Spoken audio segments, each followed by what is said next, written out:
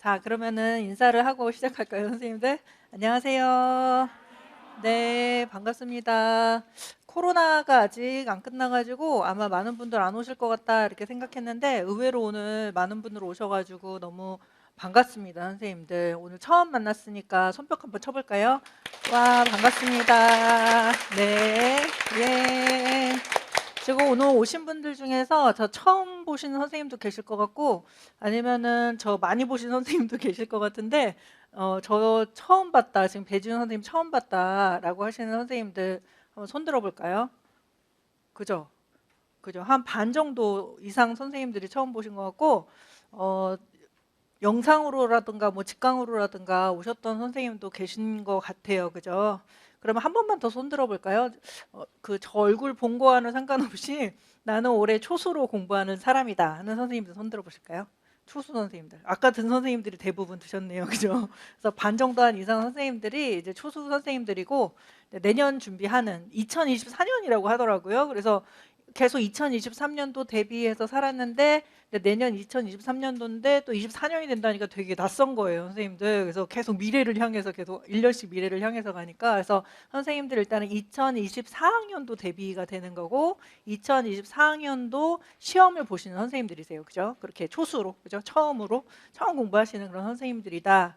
또 어떤 선생님들 여기 한 3분의 1 선생님들께서는 한번 경험해 보셨던 이제 시험 한번 경험해 보셨던 선생님들이고 우리 시험에 쓴맛을 한번 보셨던 선생님이실 수도 있겠다 이렇게 생각이 들어요. 그래서 우리가 주로 이제 초수 선생님 이렇게도 얘기를 하고요. 초수 선생님 그다음에 재수 선생님. 근데 재수 그러면은 두 번째인 것 같으니까 N수 선생님.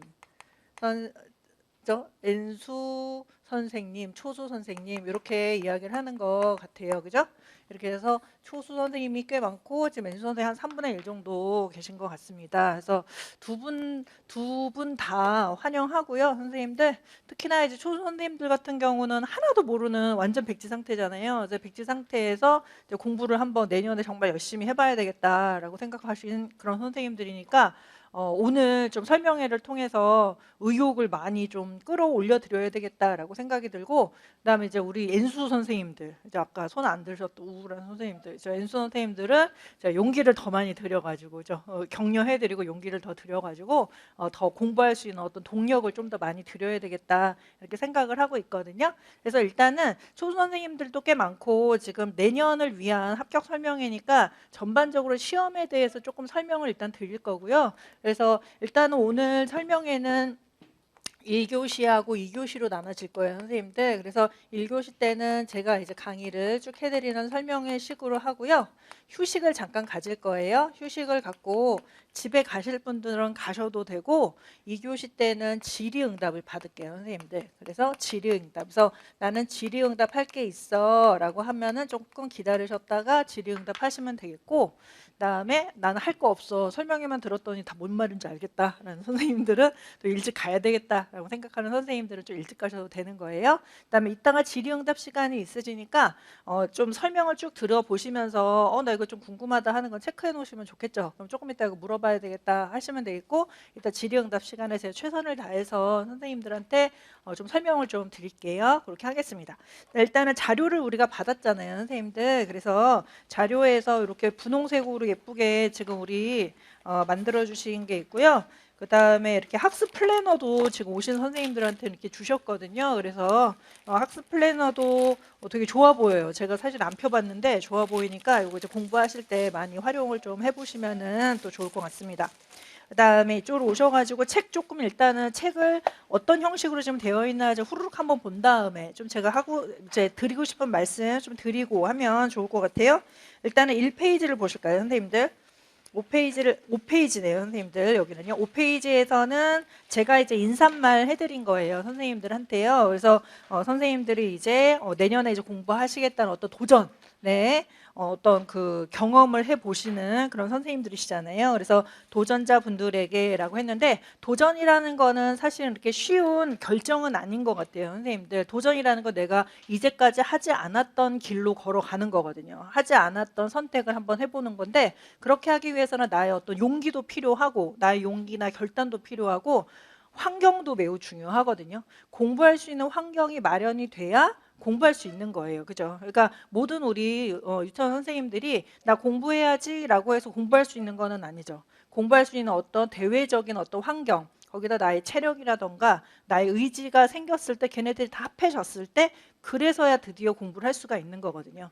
제가 말씀드리는 거는 예전에 어떤 선생님이 계셨는데 공부를 했어요. 했는데 1차 때 떨어지시고 첫 번째 떨어지시고 두 번째 떨어지시고 했거든요. 근데 그때는 전혀 문제가 없이 공부할 수 있는 환경이었는데 중간에 어머님이 아프시게 된 거예요. 그래서 어머니가 편찮으시니까 간호를 해야 되는 거예요. 그런 상황이 벌어졌거든요. 그러니까 그런 식으로 누가 집안에 누군가 아프다던가 아니면은 뭐 부모님한테 일이 있다던가 이런 상황이 있을 때는 공부를 하지 못하게 되죠. 하지만 지금 아마 여기 오신 선생님들은 일단은 그런 상황에서는 매우 좋은 환경의 선생님들일 거다라고 생각이 들거든요. 근데 이제 방금 설명드렸던 그 어머니 아프셨던 선생님 있잖아요. 근데 이상하게 어머니 건강하셨을 때는 공부를 열심히 해도 잘 안 됐거든요. 또 엄마 아프시고 간호를 열심히 하신 거예요. 간호하시면서 저한테 메일도 여러 번 보내셨거든요. 그래서 간호하면서 공부를 너무 안 하게 돼서 고민이고 너무 우울하다 해서 제가 일단 어머니한테 최선을 다하세요. 이렇게 얘기를 했거든요. 그러니까 의무를 먼저 다하고 마음이 편안해야 공부를 할 수가 있기 때문에 일단 의무를 다하세요 했는데 그에 합격을 하셨어요. 그래서 공부를 이전보다도 더 못하셨을 거 아니에요. 그래서 복을 받아서 합격을 하셨나? 이렇게 생각이 들 정도로 하여튼 간에 그렇게 공부할 수 있는 환경이 다 갖추어졌을 때 공부할 수 있다는 거예요, 선생님들. 그죠? 이거는 우리 초중 선생님도 그렇고 우리 N수생 선생님도 마찬가지예요. 그죠? 그래서 현재 지금 내가 체력이 되고 하니까 공부할 수 있는 거다라고 생각하시면 되겠죠. 그러면은 만약 내가 공부를 하겠다라는 생각을 하고 도전하겠다라는 생각을 하면 미루시면 안 되는 거예요. 그죠? 왜냐하면 지금은 상황이 참 좋은데 이렇게 좋은 상황이 언제까지 있으리라는 법이 없어요. 그죠? 내 의지가 꺾일 수도 있고 혹은 내 환경이 바뀔 수가 있잖아요. 그래서 내가 크게 의지를 갖고 내가 한번 도전해 봐야 되겠다라고 생각한다면 빨리 하셔야 돼요. 공부를. 그죠? 또한 N수생 선생님도 마찬가지예요. 공부라는 거는 일단은 N수생 선생님은 올해 조금 좀 이렇게 안 좋은 경험을 했다라고 할 수도 있겠지만 어떻게 생각한다면 다른 선생님은 지금 통장에 0원 있는 거죠. 지금서부터 시작이죠. 초수 선생님은 통장에 한 푼도 없죠. 0원인데 재수하는 선생님들은 한 그래도 몇백만 원, 몇천만 원 가지고 있는 거란 말이에요. 그죠? 근데 집 사기 위해서 예를 들어서 1억이 필요하다라고 한다면 초수 선생님은 지금 0원이에요. 1억 빨리 버셔야 되는 거고. 그다음에 N수생 선생님들은 좀 벌어놨죠. 5천만 원, 뭐 7천만 원 벌어놨잖아요. 하지만은 조금 부족했기 때문에 집을 못 사는 거잖아요. 그러니까 N수생 선생님들도 내가 일단 공부를 해놓고 어느 정도 해놨으니까 자산이 있다. 여기서 조금만 더 열심히 해야 되겠다라고 공부하시는 것이고, 그다음에 초수 선생님들은 나 지금 0원이지만 올해 어떻게든 열심히 해서 1억 모아야지 이렇게 생각하시면서 그렇게 공부하시면 되는 거죠. 그게 약간 좋은 비유인 것 같아요, 선생님들. 그러니까 저축 통장에 저축을 조금씩 해나가는 식으로 우리 공부를 하면 좋을 것 같다 이렇게 생각이 들고요. 그래서 첫 번째는 여기서 인사를 드리는 거는 일단은 목표 의식을 일단은 도전 의식을 좀 가져야 되겠다. 나 도전하겠다고 생각한다면 바로 시작을 해야 되겠다. 나 뭔가를 미루면 안 되겠다라고 생각이 들고요. 그다음에 또 하나는 선생님들은 일단 저는 전문가 분들이라고 생각을 하거든요. 왜냐하면 여기 모이신 선생님들은 다 우리 유치원 선생님 자격증이 있으신 선생님들이시잖아요. 그죠? 아니면 내년에 이제 자격증을 받으실 수 있는 그런 선생님들이기 때문에 교사들이다. 그냥 완전 그냥 아무것도 모르는 그런 분들이 아니라 어느 정도 좀 전문가적인 어떤 뭔가를 가지고 계시는 분들이다라고 생각을 하거든요. 지금 선생님들께서 공립유치원 교사가 되기 위해서 어릴 때서부터 공부를 해오셨어요. 그죠? 그러니까 꿈을 꾸고 예를 들어서 뭐 고등학교 때까지는 잘 모르겠지만 대학교 유아교육과에 들어가면서부터 나는 유치원 교사가 되고 싶다. 또 어느 시점서부터는 공립유치원 교사가 되고 싶다. 이렇게 꿈을 꾸면서 몇 년을 공부하셨을 거란 말이에요. 그죠? 1년, 2년, 3년, 4년 공부하다가 자격증을 받고서 그다음에 지금 바로 이제 시작을 하시는 거잖아요. 근데 현재 지금 전문가라는 건 어느 정도 다 갖춰진 선생님들이시지만 공립유치원 교사가 되기 위한 바로 관문 바로 앞에 있는 어느 정도 좀 자질은 다 갖고 있지만 관문 바로 앞에 있는 그런 선생님들이다라고 하니까 지금 사실은 선생님들이 여러 꿈을 꾸셨을 건데 그 꿈 꾸는 거의 맨 마지막 단계다라고 생각하시면 될 것 같아요. 그래서 조금 더 의연하게 내가 지금 현재까지 꿈을 꿔왔으니까 그다음에 이거를 결실을 맺을 수 있는 어떤 결정적인 그런 노력을 내가 다해서 올해 한번 그러니까 내년이 되는 거죠. 그러니까 1년 동안 내가 열심히 한번 공부해 보겠다 이렇게 생각하시면 좋을 것 같습니다. 그다음에 그 아래에서는 마음이 따뜻한 분들에게라고 해서 선생님들을 제가 쭉 봐오니까 너무나 착하신 분들이 많아요. 제가 깜짝깜짝 놀랄 정도로 착하신 분들이 너무나 많거든요. 그래서 제가 뭐 이렇게 복도에서 좀 지나가잖아요. 지나갈 때 안녕하세요, 선생님, 안녕하세요. 제가 먼저 했는데 선생님 좀 바쁘셔갖고 안녕하세요 이렇게 가시면은 저는 아무렇지도 않거든요. 선생님 뭐 그냥 딴 거 신경 쓰시나 보다 이러면서 저는 그냥 가는데 나중에 꼭 오셔가지고 선생님 아까 인사하셨는데 제가 그냥 뭐 보느라고 선생님 인사를 제대로 못한 것 같아요. 마음 아프셨죠? 이렇게 해서 제가 깜짝 놀란 적이 많거든요. 한두 번이 아니라 여러 번이세요. 그래서 그런 걸 보니까 선생님들이 다른 사람을 배려하는 마음이 정말 다른 선생님들에 비해서 정말 대단하다라고 생각하고 확실히 그런 배려심이 많은 선생님들이 유치원 선생님을 선택을 하는 거죠. 우리 유치원 선생님이 그렇게 쉬운 길도 아니잖아요. 사실 어려운 길이고 희생도 많이 해야 되고 봉사를 많이 해야 되는 그런 직업이기 때문에 봉사정신, 희생정신, 배려하는 마음이 많이 있는 선생님들이 유치원 선생님이 되시려고 하는 것 같습니다. 그래서 우리 선생님들 따뜻한 마음의 선생님들이 더 많이 국립유치원 교사가 좀 됐으면 좋겠다라는 마음으로 이렇게 써드렸어요, 선생님들. 그 다음에 조금 넘어가 볼까요? 자격 요건 확인하기는 요거는 다 아실 거예요, 선생님들. 그래서 정교사 2급 자격증 당연히 있어야 되고 2번을 보시면 한국사 능력 검정 시험에 그 자격증이 있어야 되겠다라는 거 보시면 좋겠습니다. 이거 다 따셨나요? 한국사 능력 검정 시험 이거 자격증이 필요한데요. 안 따신 선생님들은 빨리 따셔야 돼요. 그래서 지금 시험 2월 달에 있다고 하니까 안 따신 분들은 그때 다 합격을 하세요. 그 다음에 되셨고 넘어가 보시죠. 그다음에 시험 공고 살펴보기가 11페이지에 있어요, 선생님들. 시험 공고 살펴보기는 뭐 선발 예정 분야별 응시 자격 이렇게 되어져 있는데요. 여기 한번 좀 읽어보시고 일단은 유치원 교사 자격증이 있는 선생님들은 누구나 시험 볼 수 있다라고 보시면 되겠습니다. 12페이지를 보실까요? 12페이지에서는 시험 일정 및 합격자 발표라고 했는데 요거 모르시는 분들도 계실 것 같아서 간단하게만 설명드릴게요. 일단은 우리 시험은 1차 시험하고 2차 시험으로 나눠져 있어요. 그래서 1차 시험은 한 11월 한 둘째 주 토요일 날 시험을 보게 돼요. 11월 둘째 주 토요일. 그 다음에 2차 시험은 1월 달에 시험을 보게 됩니다. 그래서 1차 시험을 보고서 한 달 반 정도 있다가 2차 시험을 보게 되거든요. 그런데 일단 1차 시험에서 이제 합격자를 150%를 선발하게 돼요, 선생님들. 그래서 지역교육청에서 예를 들어서 서울지역교육청에서 계산하기 쉽게 그냥 10명이라고 할게요.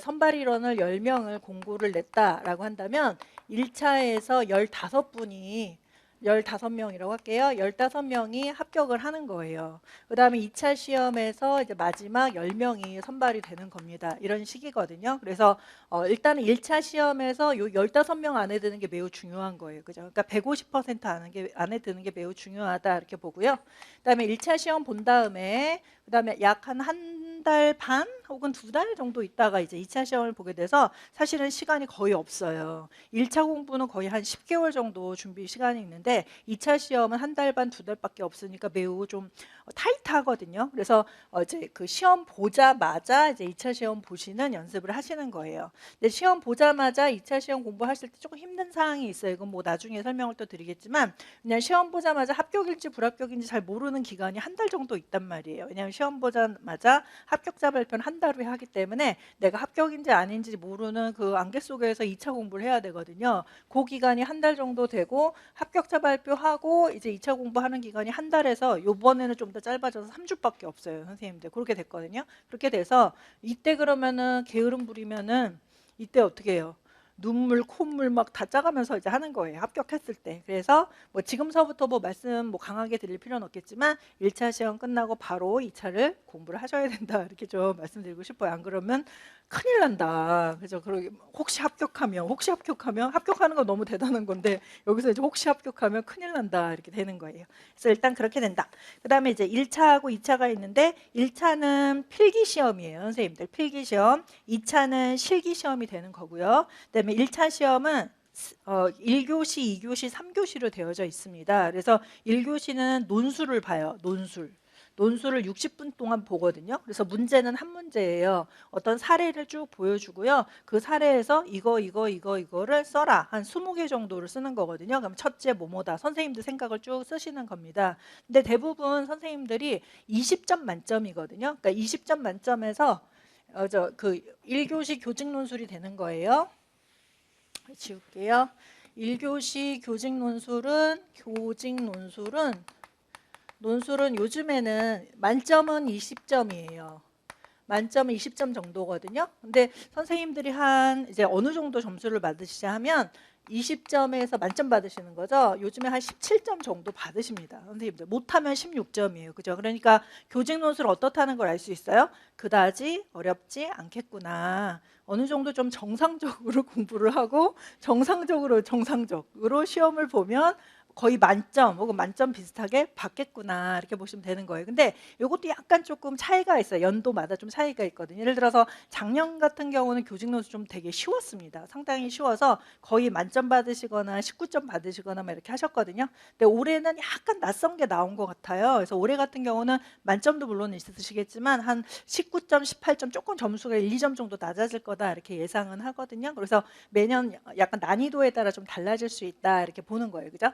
얘가 이제 1교시가 되는 거고요. 그다음에 2교시는 교육과정 A라고 해요. 교육과정 그냥 붙인 거예요. A. 그다음에 3교시는 교육과정 B라고 해요. 과정 B인데요. 만점은 A는 40점이에요, 선생님들. 그다음에 교육과정 B도 40점입니다. 근데 우리는 시험이 한 문제당 1점씩이에요, 선생님들. 그러면 40점이라는 거는 40문제가 나온다는 거네요. 40문제 나오고. 그다음에 교육과정 B에서도 40문제가 나온다라고 생각하시면 될 것 같습니다. 그다음에 여기에서 다 하면은 교육과정 점수는 80점이 만점이 되는 거예요. 80점 만점 이렇게 됩니다. 그러면은 교직 논술하고 교육과정 A하고 B를 합하면은 몇 점이 되는 거예요? 100점이 되는 거죠. 100점. 그래서 만점은 100점이 만점이에요. 근데 커트라인이 어떤가라는 게 좀 궁금하잖아요. 그러면 이전에 이제 합격한 사람들은 어느 정도 커트라인에서 되는가라고 한다면 시험마다 좀 달라요. 그의 난이도에 따라 좀 다를 수가 있는데 대략적으로 한 80점대 초반, 한 82점, 좀 높은 교육청 82점, 81점에서부터 좀 낮은 교육청은 75점 정도 됩니다. 74일 수도 있어요. 선생님들 교육청마다 다 다르기 때문에 그래서 한 82점에서 75점이다라고 볼 수가 있고요.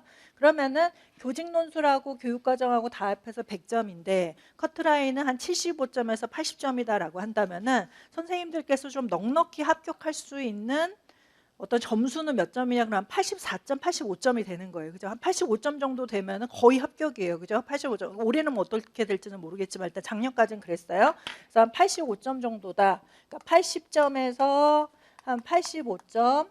아마 조금 요즘에는 서술이 많기 때문에 좀 커트라인이 더 낮아질 가능성은 높아요, 선생님들. 그래서 이거보다 조금 낮아질 가능성이 있는데 그러므로 선생님들께서 시험을 보실 때 항상 중요한 거는 맞는 것도 중요한데 내가 몇 개 정도 틀려도 되는가를 생각하면서 공부하는 게 매우 중요하거든요. 이 시험이라는 게 선생님들 진리 탐구가 아니잖아요. 우리 지금 진리 탐구하려고 모인 거 아니잖아요. 우리 뭐 하려고 모였어요? 합격하려고 모인 거예요. 그죠? 문제 잘 풀어서 점수 잘 받아서 합격하려고 모인 거란 말이에요. 그러면 합격할 수 있는 점수가 몇 점인가라는 걸 생각하시고 공부 전략을 세우시는 게 매우 중요해요. 선생님들께서. 그죠? 공부 전략이 매우 중요하다. 그렇게 된다면 선생님들께서 마이너스 한 15점에서 마이너스 한 20점 정도 해도 합격할 수 있구나. 어떤 경우는 막 75점까지 커트라인 내려간 해에는 어때요? 25개 틀려도 합격할 수 있다 이렇게 보는 거예요. 따라서 우리가 어떤 범위가 쭉 있죠? 범위가 이만큼에서 이만큼 공부하면 합격한다. 이만큼 공부하면 모든 게 다 커버된다. 시험에 나오는 거 다 커버된다라고 할 때 여기서 한 15% 정도는 좀 틀려도 된다는 거예요. 그죠? 공부해서. 그러면 선생님들이 공부하실 때도 전체 우리 교육과정 내용이 어마어마해요. 사실은 1년 동안 공부하기 힘든 그런 물리적으로 힘들어요. 물리적으로 힘든 그런 양을 공부하셔야 되거든요. 그러니까 어떤 거는 취사 선택하셔야 되고 어떤 거는 좀 버려셔야 되는 것도 있는 거예요. 좀 피를 흘려야 돼요. 그죠? 다 맞을 수는 없는 거예요. 그죠? 그렇잖아요. 그러니까 그런 전략이 좀 필요하다. 어떤 걸 공부하고 어떤 걸 버릴 것인가라는 그런 전략이 필요하다라는 것이고 그렇기 때문에 학원 강의를 들으시는 겁니다. 선생님들께서. 그러니까 학원에서 제가 선별을 먼저 해드리는 거죠. 이걸 일단 공부합시다. 여기서 대부분 시험에 나온다. 이거 안에서 공부를 하면은 일단 합격할 수 있다라는 양을 제가 전해드리고 그 양을 선생님들께서 1년 동안 공부하시면 되는데 저 같은 경우는 이제 제가 수험생이면 어떨까라는 생각을 좀 많이 하거든요. 제가 그렇게 아주 막 성실하거나 이런 학생은 사실은 아니었는데요. 내가 수험생이라면 어느 정도는 공부할 수 있고 어느 정도는 공부할 수 없을까라는 걸 생각하고 좀 약간 범위를 정해드리는 게 있어요. 그래서 그 안에서 근데 저도 이제 기준에 있는 거죠. 이제까지 시험이 어떤 식의 경향이 나왔으니까 이 정도 분량을 하면 합격할 것이다라는 게 있습니다. 그죠? 일단 첫 번째는 이따가 설명드리겠지만 기출문제가 제일 중요합니다. 선생님들 기출문제. 기출문제. 어떤 선생님들께서는 뭐 기출문제하고 요즘에 좀 다르게 나온다라고 하시는데 그렇지 않아요. 이따가도 보시겠지만 다 기출문제 바운다리 안에서 문제를 출제하고 있거든요. 거기 플러스 약간의 응용이에요, 선생님들. 물론 새로운 문제는 좀 나올 수 있어요. 예를 들어서 우리 출제자들도 선생님들한테 출제자들의 목표는 뭐냐, 실제적으로 출제자의 목표는 뭐냐, 합격을 하신 선생님들의 1등하고요. 합격하는 선생님의 꼴등이 있을 거 아니에요. 문 닫고 들어가는 선생님 있겠죠. 1등으로 합격하는 선생님, 문 닫고 들어가는 선생님의 그 차이를 줄이는 게 출제자들의 목표예요. 실제적으로. 왜 그러냐 하면 예를 들어서 1등이 합격을 했는데 1등이 합격했는데 뭐 예를 들어 82점이 커트라인이었다라고 했는데 1등은 95점 받았어요. 그 다음에 꼴등은 80점 받았어요. 예를 들어서 이렇게 해서 일단 커트라인 80점이어서 합격했다라고 한다면 1등하고 꼴등 문 닫고 들어간 선생님의 점수차가 15점이나 차이가 나죠.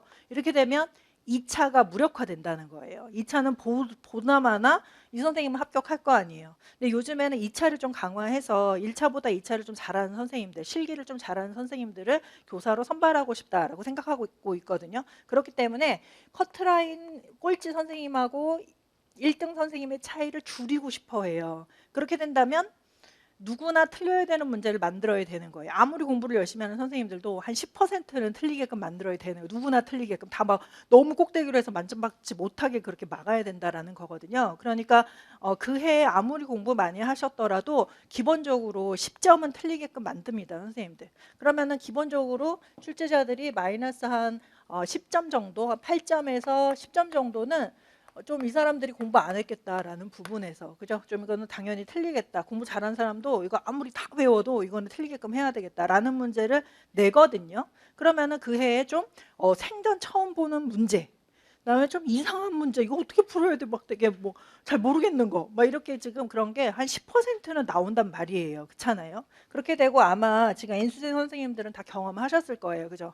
그러면은 N수생 선생님들은 그 다음에 이제 공부를 해야 돼요. 우리 초선 선생님도 마찬가지로 지금 우리 시험의 메커니즘에 대해 좀 설명드리고 있어요. 어떤 식으로 전략을 짜야 되는가와 관련돼서예요. 이렇게 된다면 우리 N수생 선생님들은 어떻게 생각하시냐면 내가 이거를 틀려서 합격을 못했다 이렇게 자꾸 생각을 하시는 거예요. 이 출제자들이 이거는 다 틀리게 해가지고 1등도 못하는 그런 문제를 만들어야지 라는 거를 엔수생 선생님들은 내가 이거를 틀려가지고 내가 안 됐구나라고 자꾸 생각을 하시는 거예요. 그러면 이거를 맞으려면 어떻게 하지? 그래서 이거를 또 막 공부를 해요. 그럼 얘는 기출문제 보시면 아시겠지만 그 해에 좀 약간 애매한 문제 항상 나옵니다. 이상한 문제 막 별의별 뭐 이런 문제를 냈어 막 이런 게 좀 나오거든요. 근데 그것이 그 다음 기출 나온 경우가 한 번도 없어요. 그러니까 그 해 그냥 이벤트성으로 나오는 그런 문제거든요. 근데 그걸 갖다가 난 이것 때문에 안 됐나 보다 하고 그걸 또 막 공부하면 그 다음에도 좋은 결과가 나오지 않을 수가 있어요. 그렇죠, 선생님들. 그러니까 일단 가장 기본적으로는 초수 선생님들이든 N수생 선생님들이든 요 기출 문제를 기반으로 해서 선생님들이 공부를 열심히 하실 필요가 있습니다. 이따가 제가 기출문제 좀 보여드릴게요. 왜 기출문제에 연관해서 다 맞아야 되는지에 대해서 좀 설명드릴게요. 왜냐하면 요즘에 시험에서는 예전에 기출문제를 약간 응용하는 그런 문제들이 많이 나오고 있어요. 근데 그 문제를 맞아야 되는 거예요. 왜냐하면 기출문제니까 우리가 공부했던 내용이잖아요. 하지만 선생님들은 그 문제를 자꾸 틀리는 거예요. 기출문제 조금만 응용해서 예를 들어 예전에는 뭐다 명칭만 물어봤는데 그것의 이유를 써라 그럼 틀리는 거예요. 이것의 장점을 써라 우르르 무너지는 거예요. 그 엄청 열심히 해놓고서 장점을 써라. 그다음에 여기 나타난 어떤 특징을 써라. 그 우르르 무너지시는 거예요. 그죠? 그러니까 예전하고 약간 공부 방법의 전략을 좀 바꿀 필요는 있지만 범위를 지나치게 늘릴 필요는 없다라는 거예요. 그러니까 공부 방법 예전에는 단답식을 많이 외웠다면 지금은 서술식을 좀 공부하시면 좋겠죠. 정의라던가 특징을 자꾸 물어보고 이유 같은 걸 자꾸 물어보니까 그런 걸 좀 따져보시면서 정의를 말해보는 연습을 좀 많이 해보셔야 될 거예요. 그렇게 공부 방법을 좀 바꿀 필요는 있으나 범위를 바꿀 필요는 없다. 범위는 지금 충분하다는 거예요, 선생님들. 그리고 우리가 유아교육과정이라는 게 교육과정이잖아요. 법 같은 거는 좀 매년 바뀔 수는 있지만 이 이론은 거의 안 바뀝니다. 이론이 바뀌면 그게 학문이 아니잖아요. 뭐 매년 뭐 이론이 바뀌면 그게 무슨 학문이에요, 그죠? 그냥 뉴스잖아요. 뉴스는 매년 바뀌지만은, 그죠? 그렇게 되기 때문에 예전에 있는 학문하고 현재 공부한 학문이 그렇게 많이 차이가 안 나거든요. 조금 달라진 어떤 부분을 좀 더 부각시키고라는 건 있을 수는 있어요. 예전에는 뭐 우리 뭐 유아 인권에 대해서 많이 부각은 안 했습니다. 요즘에 좀 인권에 대해서 부각을 좀 많이 시키잖아요. 그런 거는 약간 있겠지만은 하지만 내용은 거의 비슷하거든요. 따라서 제가 말씀드리려고 하는 거는 우리가 지금 기출 문제가 27년간이 있어요, 선생님들. 27년간 어치의 문제가 만들어져 있고 그거는 그 당시에 최고의 교수님들께서 이 문제는 진짜 좋은 문제다라고 해서 상의해서 내신 문제잖아요. 그러니까 기출 문제를 가장 중요하게 생각을 하셔야 된다고요. 또 이론이라는 건 바뀌지 않는다고 했어요. 중요한 것도 그렇게 바뀌지 않거든요. 또 교수님들은 예전에 중요했던 걸 또 좋아하세요. 새로운 거를 잘 안 하시거든요. 새로운 거 하면 또 다 틀리기도 하지만은 새로운 걸 안 하시기 때문에 기출 문제를 일단은 잘 이해하는 게 가장 중요하다. 우리 추 선생님들한테도 제가 기출 문제를 가장 중요하게 보셔야 된다라고 말씀드리고 싶고 재수하시는 선생님들도 다 기출문제 공부를 하셨을 수는 있어요. 하지만 기출문제를 기준으로 해서 공부를 하셔야 공부가 쉬운 거예요. 그렇지 않으면 가시밭길을 가셔야 돼요. 선생님들께서 가시밭길. 나는 가시밭길 가면서 쉬운 거는 틀려도 어려운 거 맞겠다. 그럼 그걸로 가도 돼요. 상관없어요. 하지만은 나는 남들이 맞는 거 다 맞겠다. 그렇게 해서 합격하고 고속도로를 가겠다. 그러면 일단 기출문제를 기준으로 해서 공부를 해야 된다. 그래서 기출문제가 가장 공부의 가성비가 높다. 사실은 그 높다. 아시겠죠, 선생님들? 그다음에 기출문제가 많이 나왔기 때문에 문제도 너무나 다양해요. 그렇기 때문에 그거 안에서만 공부를 하셔도 어느 정도 합격 수준으로 올라설 수 있다라고 생각을 하거든요. 그러니까 기출문제 중요하다. 이따가 그 내용에 대해서도 좀 설명을 좀 드리도록 하겠습니다. 그렇게 돼요. 그렇게 돼서 일단 1차 시험에서는 제가 강조드리는 거 일단 1교시, 2교시, 3교시인데 한 이제 여러분 선배들이 합격을 하실 때 한 20개 정도 틀리고도 합격을 했다. 10개는 당연히 틀리는 거예요. 10개보다 더 잘 맞은 사람은 최근 3년간 없습니다. 선생님들. 아무리 1등 하셔도 그 이하로 틀리셨어요. 그죠? 그 이하로 맞으셨어요. 그 이상으로 틀리셨어요. 죄송합니다. 그 이상으로 틀리셨어요. 그러니까 한 그 정도다라고 생각하시면 되겠습니다.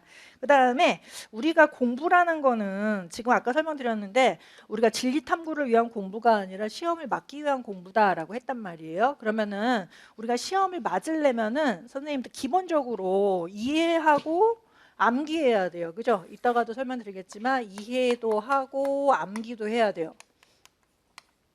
그다음에 이해를 하죠. 읽으면서 이해하고 강의를 들으면서 이해를 하셔야 되는데 저 같은 경우는 강의를 되게 중요하게 생각합니다. 선생님들. 왜냐하면 강의에서 이해를 많이 시켜드리는 거예요. 제가 지금 교재가 있을 거예요. 그죠? 교재가 있는데 강의 교재가 있잖아요. 근데 강의 교재에다가 모든 내용을 다 써놓을 수는 없는 거예요. 그렇죠? 왜냐하면 선생님들께서 그거를 다 써놓으면은 차라리 그냥 강론서를 가지고 공부하는 게 훨씬 더 낫잖아요. 그러니까 간단 명료하게 반드시 나올 내용만 제가 써놨는데 그것만 봐서는 이해가 좀 잘 안 될 수도 있는 거예요. 그래서 그 사이사이에 이러이러한 내용이고 이러한 맥락에서 이거를 봐야 된다라는 걸 제가 계속 말씀을 드리는 겁니다. 따라서 이해는 강의를 통해서 이해를 하시면서 따라서 저는 강의를 할 때 좀 예시를 좀 많이 들려드리는 편이에요. 왜냐하면 그냥 막 이론만 얘기하면 뭔가 막 하다가도 예를 좀 들어드리면 아 그거 얘기하는 거구나라고 생각을 하신다고 하시더라고요. 그러면 예시도 옆에다가 조그맣게 그렇게 적어두시고 하시면 좋죠. 근데 이제 제가 지금은 공부를 안 하시는데요. 예전에 이제 N수생 선생님이 계셨어요. 근데 그 선생님이 저를 좀 많이 좋아하셨어요. 그래서 이렇게 막 저한테 이렇게 빵도 가져다 주시고 사탕도 가져다 주시고 하셔서 제가 기억을 하고 있거든요. 먹을 걸 주셔서 제가 기억을 하고 있었습니다. 그렇게 하고 있어서 맨 앞에서 또 수업을 들으셨어요. 그래서 이 선생님 정말 열심히 하시는구나. 올해 꼭 합격했으면 좋겠다라고 생각했거든요. 근데 제가 이제 강의를 하다가 친한 선생님이니까 강의를 하다가 그 강의 어떤 부분에서 제가 아까 어떤 부분 뭐 했죠? 라고 해서 바로 그 선생님한테 여쭤봤어요. 근데 그 선생님이 말씀을 못 하시는 거예요. 알고 보니까 그냥 앉아 계시기만 한 거예요. 강의를 안 듣고 계신 거예요. 왜냐하면 또 N수생이기도 하니까 선생님 다 얘기 아는 거 얘기한다고 이렇게 생각하셨을 수도 있어요. 하지만은 그냥 강의만 그냥 듣는 거로는 안 된다. 들으면서 저하고 같이 이해하면서 가셔야 되는 거예요. 그죠? 그거를 저는 원하거든요. 그래서 제가 옆에서 가외해 드리듯이 선생님들 하나하나 어루만져 드려요. 어루만져 이거는 이런 식으로 이해를 하셔야 됩니다 하고 가죠. 하지만 저도 속도가 느리지는 않아요. 빨리빨리 해야 되잖아요. 양이 엄청 많잖아요. 그 내용에 대해서 그 시간에 다 얘기를 해야 되잖아요. 우리가 지금 선생님들께서 어떤 선생님께서는 어떤 학교에서는 4년 동안 시험 공부를 하시고 어떤 학교는 뭐 2년이나 3년 동안 공부를 하시죠. 근데 우리 임용 시험이라는 거는 대학에 있는 내용들이 시험에 나와요. 따라서 선생님들이 3년 동안 4년 동안 공부하셨던 거를 5개월 동안 다 공부를 해야 되거든요. 1월서부터 5월까지 이론 강의 때 그걸 다 다뤄드려야 되기 때문에 저도 저 나름대로 바쁜 거예요. 또 이론 강의는 일주일에 한 번밖에 없잖아요. 한 7시간 정도밖에 강의할 시간이 없으니까 그 시간 동안 하려니까 바쁘단 말이에요. 그러니까 빨리빨리 넘어가는데 저도 예시를 들어가면서 막 넘어가죠. 그러니까 그거를 따라오셔야 되는 거예요. 그렇게 해서 강의를 완벽하게 이해를 하면 복습 시간이 줄어들겠죠. 선생님들의 개인 시간이 줄어드는 거예요. 그죠? 근데 강의를 잘 이해를 못했다. 막 하다가 막 딴 생각했다. 집에 내 소뚜껑에 뭐가 있지? 막 이런 거 생각했다. 막 이렇게 되면은 그런 거 생각했다. 막 이러면은 복습 시간이 되게 많이 걸리는 거예요. 선생님들 시간이. 그죠? 그러니까 강의는 뭐냐? 선생님들 공부 시간을 줄여드리는 거다라고 생각하시면 돼요. 그러니까 선생님들의 복습, 개인적인 복습 시간을 줄여드리는 도구다라고 생각하시면 되는 거죠. 그러니까 강의는 그냥 흘려듣는 그런 게 아니라 저하고 같이 뭔가 이해를 나누면서 그 과정이 이해의 과정이다라는 거예요. 그래서 어떤 선생님들은 막 배속을 올립니다. 배주현 선생님 말이 왜 이렇게 느려? 막 이러면서 별로 안 느린 것 같은데 왜 이렇게 느려? 이러면서 나는 빨리 해도 돼. 막 이러거든요. 근데 저도 좀 이해가 되더라고요. 유튜브 같은 거 보면은 저도 유튜브 잘 봅니다만 유튜브 보면은 느릿느릿 말하는 사람 보면 답답해 죽겠어. 이러면서 저도 막 올리거든요. 유튜브도 배속 올릴 수 있어요. 그래서 올리거든요. 그러면 따따따따따 하면은 제가 그 사람 말을 다 이해하는 것 같기는 해요. 하지만 다 듣고 나면 정말 남는 게 하나도 없어요. 지금 뭐 들었지? 이렇게 남는 게 하나도 없더라고요. 그러니까 조금 답답하시더라도 너무 배속으로 듣지 마시고요. 한 1배속 정도 그냥 똑같이. 왜냐하면 우리 뇌가 항상 그걸 익숙해하고 있어요, 선생님들. 그러니까 그냥 강의 다 듣는 것만 목적으로 해서 내가 그냥 끝까지 듣는다 이걸 목적으로 하는 게 아니라 난 이해하면서 곱씹으면서 공부를 해야지라고 하셔야 그래야 그 다음에 이해가 또 있는 거거든요. 그러니까 인강을 들으실 때는 좀 천천히 1배수로 그냥 들으시면서 중간중간 멈추셔야 돼요, 사실은. 선생님들께서는 한번 틀어놓으면 끝까지 간다. 답답해도 끝까지, 졸려도 끝까지 간다. 뭐 이렇게 하시는데 저는 그거보다는 혹시 인강을 들으실 거라면 멈춰놓고서 더 읽어봐야 돼요, 거기를. 그래서 배지훈 선생님 맞게 얘기했나 안 했나 의심도 좀 하면서 좀 이상하게 설명한 것 같다? 의심도 좀 하면서 이렇게 돼서 그렇게 하면 완벽하게 이해가 되겠죠, 선생님들. 그래서 그렇게 잘 활용하셔서 강의를 좀 들으시면 좋을 것 같습니다. 그 다음에 이제 암기를 해야 되죠, 암기. 암기는 이제 노동의 과정이에요, 선생님들. 노동의 과정입니다. 그래서 아무래도 뭔가를 외운다는 거는 우리가 그렇게 익숙하지는 않아요. 예를 들어서 우리가 내 친구의 얼굴을 기억한다. 내가 예를 들어서 어떤 학교에 처음 들어갔는데 우리 반 친구들이 있어요. 근데 우리 반 친구들을 기억해야 된다라는 그런 필요성이 사실 없죠. 왜냐하면 반드시 기억할 필요는 없잖아요. 대신에 우리가 학교에 하루 오고 이틀 오고 3일 오고 계속 오다 보면 얼굴이 안 기억할 수가 없어요. 얘가 걔구나. 이름까지 나중에는 다 기억하게 되잖아요. 사실 암기라는 거는 우리가 필요에 의해서 여러 번 반복에 의해서 그냥 머릿속에 들어오는 과정이에요. 막 우리가 막 억지로 해서 외우면 사실은 금방 잊어버린다는 거예요. 하지만 우리는 공부할 때는 수험에 필요한 암기는 두 가지입니다. 하나는 억지로 해야 되는 경우도 있어요. 억지로 해야 되는 경우가 있고 어떤 건 자동으로 할 수 있는 것도 있거든요. 어떤 거는 자동으로 할 수 있는 것도 있어요. 아까 우리 친구들의 얼굴을 여러 번 봤을 때, 반복해서 여러 번 봤을 때 자연스럽게 외워지는 것처럼 그렇게 자동으로 외워질 수 있는 게 있고, 어떤 경우는 잘 안 외워져서 숫자 같은 거는 좀 억지로 외워야 되는 경우도 있어요. 이것도 반복하면 좀 그냥 자동으로 외워질 때도 있습니다만 그런 것도 있거든요. 선생님들이 공부하실 때 이거를 좀 구분하시면 좋아요. 이거는 자동으로 될 거니까 내가 여러 번 반복할 거니까 1월서부터 10월까지 계속 반복할 거잖아요. 계속 반복할 테니까 그 흐름에 내 몸을 맡기겠다. 이렇게 나누는 거예요. 근데 이거는 안 외워질 것 같다. 이건 이상하다. 이거는 계속 나와도 내가 아무리 내 몸을 맡겨도 이거 안 될 것 같다. 이거는 하루 날 잡아서 외우셔야 되는 거죠. 근데 그렇게 조금 전략을 좀 세우시는 게 좋아요. 근데 어떤 선생님들은 나는 암기는 자신 있어요. 이러면서 다 억지로 해버리겠어요. 다 모든 걸 다 억지로 해버리겠어요. 이렇게 되면은 1월서부터 계속 이만큼의 암기를 이만큼 했다. 또 2월도 이만큼 했다. 왜냐면 다 잊어버리거든요. 억지로 한다는 거 다 잊어버린다는 거거든요. 억지로 이만큼 했다가 그다음에 이만큼 했다가 계속 공부량이 줄어들지가 않아요. 똑같이 공부 막 노동 계속 하다가 그다음에 시험 보면은 또 외운 걸 또 다 쓰지도 못해요. 너무 많이 계속 머릿속에 담아있기 때문에. 그죠? 어떤 거는 자동으로 기억을 해야 절대 안 잊어버리는 게 있는 거예요, 선생님들. 어떤 건 억지로 했을 때도 절대 안 잊어버리는 거 있고, 그거를 구분해서 좀 공부할 필요가 좀 있겠다 이렇게 생각을 하고요.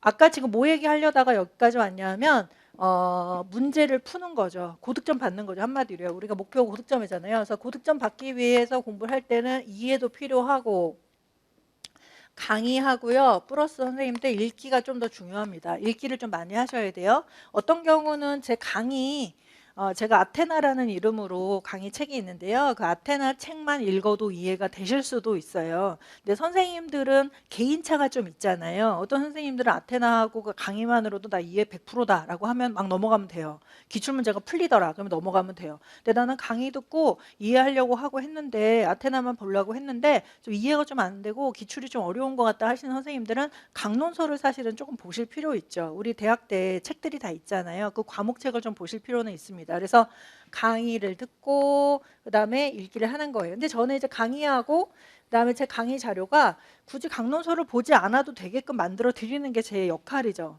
제 강의 다 듣고 아테나 다 했는데 강론서까지 다 보셔야 되는 건 못하러 강의를 듣겠어요. 강론서 처음부터 보면 되잖아요. 그죠? 그러니까 거의 강론서 안 읽어도 될 정도로는 해드려요. 하지만 선생님들이 개인차로 나는 이 부분이 조금 약간 이해가 안 된다 하시는 분 좀 찾아보시면 훨씬 더 좋은 거죠. 그렇게 볼게요. 그렇게 되고 암기는 노동이다. 근데 어떤 선생님들은 이해하고 암기가 다 됐다라고 하더라도 결정적으로 답안을 못 써가지고 점수를 받지를 못하시는 선생님들이 있으세요. 그러니까 다 알아도 답안을 이상하게 못 써요. 그다음에 암기를 다 해도 문제를 이상하게 봐서 또 실수를 하신다는 거예요. 그죠? 답안 쓰기, 그다음에 실수까지 할게요. 실수. 대부분의 이제 선생님들이 실수를 많으면은 막 10개까지 하는 선생님도 있어요. 10개. 어떤 사람은 10개 틀리는데 본인을 실수만 막 10개인 선생님도 계시거든요. 그러니까 어떤 선생님은 막 실수인데 뭐 이런 거죠. 뭐 잘못 봐서 틀리거나 그다음에 깜빡 잊고 빈칸으로 남겨놓고 틀리거나 이유는 다양해요. 근데 실수가 아무리 합격한 선생님들도 한 2~3개 정도는 있을 때가 있습니다. 그래서 어떤 경우는 나는 요번에는 실수가 없어서 합격한 것 같아요. 이런 말씀까지 하시거든요. 그러니까 실수를 좀 줄이면서 답안을 쓰는 그런 요령이 매우 필요하다. 그래서 보면은 선생님들 일단 우리의 모든 공부는 어디서부터 시작이고 어디서부터 끝나냐면요. 의사소통으로 시작해서 의사소통으로 끝납니다. 모든 공부는 다 의사소통으로 시작해서 의사소통으로 끝나요. 의사소통이 뭐냐 하면 선생님들께서 강의를 잘 들으려면 듣기가 필요하죠. 듣기. 그 다음에 읽기가 필요하잖아요. 읽어야 되잖아요. 그러니까 잘 들어야 돼요. 강의 똑같이 들어도 뭐 다르게 이해하시는 선생님들이 있으세요. 그죠? 우리도 딴 사람한테 뭐 얘기 들어서 딴 사람한테 전달할 때 이상하게 전달할 수 있잖아요. 선생님도 완전 정반대로 막 전달하죠. 잘못 듣는 거예요. 그죠? 읽는 것도 똑같이 읽는데도 다르게 이해하는 선생님도 있어요. 그죠? 자기 경험하고 관련 지어서 엉뚱하게 읽는 선생님도 계시거든요. 올바로 읽어야 되겠다. 올바로 읽는 방법을 제가 강의 때 설명드리거든요. 그러니까 강의를 중요하게 잘 들으셔야 되는 거예요. 선생님 뭐 얘기하려고 하는가? 아 선생님 오늘 어저께 라면 먹었는데 얼굴이 퉁퉁 붓네 막 이런 거 생각하시면 안 되고 이 사람이 지금 뭐 얘기하려고 저 얘기하려고 하는 건가 요거를 잘 관통하셔서 이렇게 이해를 하시면 좋을 것 같아요. 그다음 또 하나는 뭐 암기는 뭐 그렇다 치고 답안 쓰기나 뭐 답안 쓰기 같은 경우는 쓰기가 되는 거잖아요 선생님들. 그러면 1차에서는 뭐가 필요해요? 듣기하고 읽기하고 쓰기를 잘해야 된다. 국어 능력이 높은 사람이 합격한다 실제적으로. 근데 어떤 선생님들은 저한테 막 불려오시는 선생님도 계셨어요. 지금 뭐 코로나라 갖고 제가 하나하나 뭐 못하지만 어떤 선생님이 논술 이제 내세우면 너무 못 쓴 거예요. 너무 깜짝 놀랄 정도로 너무 지금 이거 뭐 진짜 외국 사람인가? 이렇게 생각될 정도로 너무 못 쓰시는 거예요. 그래서 제가 오시라고 이거 누구예요? 그래서 오시라고 해서 그래서 왜 이렇게 썼냐고 이거 뭐냐고 막 이렇게 되면 다 이유가 있더라고. 뭐 어떤 이유가 있어요. 근데 말 시켜보면 정상이에요. 글은 안 정상인데 말 시켜보면 너무 똑똑해요. 말도 잘하세요. 의사소통 능력이 나쁘지 않은데 이상하게 쓸 때만 이상하게 쓰시는 선생님이 계시거든요. 근데 그런 선생님도 나중에는 합격합니다. 선생님이 그거 고치시더라고요. 왜냐하면 원래 정상이니까 쓸 때만 비정상이니까 그 부분만 고치시면 되는 거거든요. 그러니까 글 같은 거를 잘 못 쓴다고 자신감을 잃을 필요는 없어요. 그거 연습하시는 거예요. 10개월 동안 나는 잘 못 읽는다라고 하셔도 의지만 있으시면 나중에는 잘 읽게 되실 거예요. 못 읽는데 합격하는 선생님은 없어요. 잘 읽어져야 합격하는 거거든요. 지금 현재는 아마 잘 못 읽는 선생님도 계실 거예요. 못 읽는다는 건 뭐 나 한국 사람인데 한국말 다 읽는데? 뭐 이렇게 하는데 읽어도 그게 무슨 말을 하는지 이해하지 못하는 선생님도 계시거든요. 근데 그거를 잘 읽을 수 있어야 잘 이해할 수 있어야 그래야 합격하는 거예요. 왜냐하면은 읽을 때 공부할 때도 필요하지만 시험 문제를 제대로 읽어야 쓸 거 아니에요. 시험 문제 읽을 때부터 이상하게 읽어갖고 다른 거 막 쓸 수가 있는 거거든요. 그래서 또 틀리시는 거거든요. 그러니까 1년 앞으로의 1년 10개월의 공부는 내가 잘 듣고 그다음에 잘 읽고 잘 쓰는 거를 연습하는 1년이다 이렇게 생각하시면 그렇게 맞는 것 같아요 선생님들. 그게 잘 됐을 때 합격하시는 거예요. 그죠? 어떤 건지 아시겠죠? 그래서 얘네들이 매우 중요하다. 그다음에 제가 경고를 해드렸어요 선생님들. 그래서 강의 혹시 들으실 때 집중해서 잘 들으시고 저하고 보조를 맞춰가면서 잘 들으시고 그다음에 읽으세요 할 때 충분히 읽으시고 그다음에 그거를 필사 같은 거 하는 것도 매우 중요하거든요. 공부 방법은 나중에 뭐 말씀드리겠지만 그렇게 해서 1년 동안 꾸준히 해야 된다. 근데 저는 약간 어느 선생님들은 저의 도움이 그렇게 많이 필요하지 않은 선생님도 계세요. 선생님들 중에서는 지금 눈빛으로는 하나도 모르겠지만 왜냐하면 어떤 선생님들은 좀 어느 정도 좀 능력이 좀 고능력자가 좀 있어요. 그러니까 제가 하나 가르쳐 드리면 선생님이 이렇게 하는 거죠? 이러면서 막 10개를 말씀하는 선생님도 계시거든요. 그런 선생님들은 빨리빨리 합격을 하시겠죠. 근데 어떤 선생님들은 아까 제가 막 적발해낸 선생님처럼 이거 뭐예요? 그 누구예요 말이야. 그런 선생님도 계시거든요. 근데 그런 선생님들이 사실은 저희가 강사니까 저의 보람이 되는 건 그런 선생님이죠. 이렇게 되게 못하다가 오 성장 나중에 엄청 잘했다 와 막 이런 선생님이 큰 보람을 주시는 것 같아요. 그다음에 이제 초수로 원래 능력자셨는데 초수로 막 합격해요. 뭐 6개월 공부 합격했습니다. 이런 선생님 그냥 자랑이죠. 저의 그냥 자랑이죠. 선생님 빨리 오세요. 소문 내야 돼요. 막 이러면서 저의 자랑이 되는 거고 선생님들이 못했는데 성장하는 선생님들은 저의 보람이 되는 거예요. 그죠? 그러니까 선생님들께서 잘하셔도 열심히 하시면 되고 지금 약간 좀 부족하다 그러면 그거 공부하시려고 하시는 거거든요. 그러니까 그렇게 해서 우리 내가 하고 싶은 거 다 했으면 좋겠다 이렇게 생각하시면 될 것 같습니다. 아시겠죠? 그다음에 이쪽으로 오셔가지고 1차는 일단 그래요. 그래서 듣기, 읽기, 쓰기 능력이 매우 중요하다. 그다음에 잘 못하더라도 꾸준히 하려는 어떤 성실함만 있으면 됩니다. 선생님들 꾸준히 하려고 하는 성실함. 근데 어떤 선생님들은 또 달라요. 제가 어떤 선생님은 이 선생님 되게 성실해요. 성실하고 논술 써오는 거 보면 알잖아요. 논술 써오면은 논술 꼼꼼하게 아는 거 다 하려고 노력하는 그런 게 답안에 나와져 있어요. 그리고 보면은 얼굴에 성실 써 있어요. 성실 써 있어요. 근데 그게 안 되는 경우가 있어요. 왜냐하면 제가 보더라도 이 선생님이 약간 순발력이 떨어진다. 왜냐하면 성실이 시간만 충분하면 다 풀 수 있는데 우리 시험은 약간 순발력이 필요하거든요. 빨리빨리 해야 돼요. 빨리빨리 결정하고 해야 되는데 순발력이 조금 떨어지는 선생님들은 아무리 성실해도 조금 더 걸릴 수는 있거든요. 하지만 끝에는 합격을 하셨어요. 그 선생님도 약간 좀 느릿느릿한 선생님이지만은 합격은 끝에는 할 수 있다. 그러니까 성실하고 인내를 가진 선생님들이 꾸준히 했을 때 되는 것 같습니다. 같습니다. 그러니까 지금은 잘 못하더라도 내가 열심히 하면 된다 이렇게 생각하시면 될 것 같아요. 그다음에 2차 시험 보세요. 2차 시험 같은 경우는 말하기죠. 실제적으로는 말하기 시험입니다. 우리 교사가 처음부터 끝까지 말하기로 시작해서 말하기로 끝나잖아요. 우리 유아들한테 전달력이 있어야 되고 부모한테 전달을 잘해야 되고 그다음에 동료 교사하고도 여러 가지 협의를 하려면 말을 잘해야 돼요. 그죠? 좀 조리 있게 말하는 게 필요한 거죠. 또 좀 사고가 정상적이어야 되는 거죠. 사고가 좀 다른 사람도 배려할 수 있고 그다음에 문제 해결 능력도 있고라는 그런 사고가 필요한 건데 그거를 보는 게 2차 시험이다라고 생각하시면 되겠습니다. 그래서 대부분 이제 교사학습 과정안이라고 해서요. 수업 과정안 쓰는 거예요. 근데 이거 공부하면 그렇게 어렵지는 않습니다. 이것도 한 60분 정도 시간에 교수학습 과정안을 쓰는 거고요. 이거는 필기 시험이에요, 선생님들. 그다음에 교직적성 심층 면접은 말로 말하는 거예요. 뭐뭐에 대해서 뭐 4가지로 이야기하세요. 그럼 그거에 대해서 이야기를 하시는 겁니다. 그래서 나중에는 뭐 선생님들 다 면접 로봇이 되어가지고 꾹 누르면 너무 말씀을 너무 잘하시더라고요. 그래서 그렇게 훈련해갖고 들어가시는 거예요. 수업 실현은 한 15분 정도 구상 시간 갖고요. 수업 계획한 다음에 들어가서 수업 하나를 보여주시는 거예요. 유아도 없는데 그냥 혼자 그냥 원맨쇼 하는 거죠. 근데 처음에는 되게 어색해 하세요. 이렇게 눈도 잘 못 마주치면서 바닥만 보시면서 하시는데 나중에 이제 익숙하시면은 막 이제 그 평가자들 얼굴 보면서 막 얘기하시거든요. 평가자 어떻게 생각하니? 막 이렇게 하면서 가서 막 안아주려고도 하고 막 이렇게 하시거든요. 그러니까 그렇게 이제 연기돌이 되셔야 되는 거예요. 선생님들께서 그게 이제 2차 시험이다. 그날 하루만 창피하면 됩니다. 선생님들 걱정하지 마세요. 그날 하루만 하시면 되는 거예요.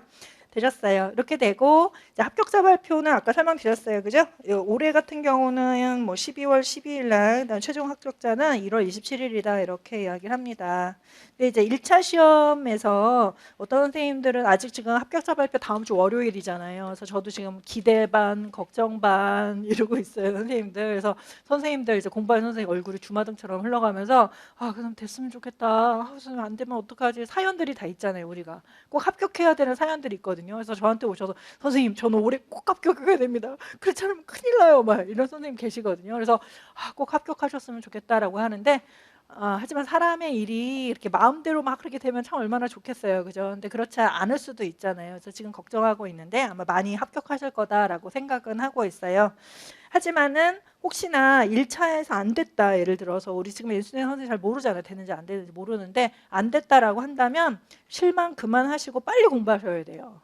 1년이 정말 금방입니다. 금방이고 연수생 선생님들께서는 내년 공부하실 때 1월서부터 5월까지만 열심히 하시면 돼요. 사실은 1월서부터 5월까지만 게으름 피우지 마시고 열심히 하시면 6월서부터는 그냥 자동으로 열심히 하게 되거든요. 우리 초수 선생님도 마찬가지예요. 우리가 가장 슬럼프가 많이 오는 게 1월서부터 5월까지예요.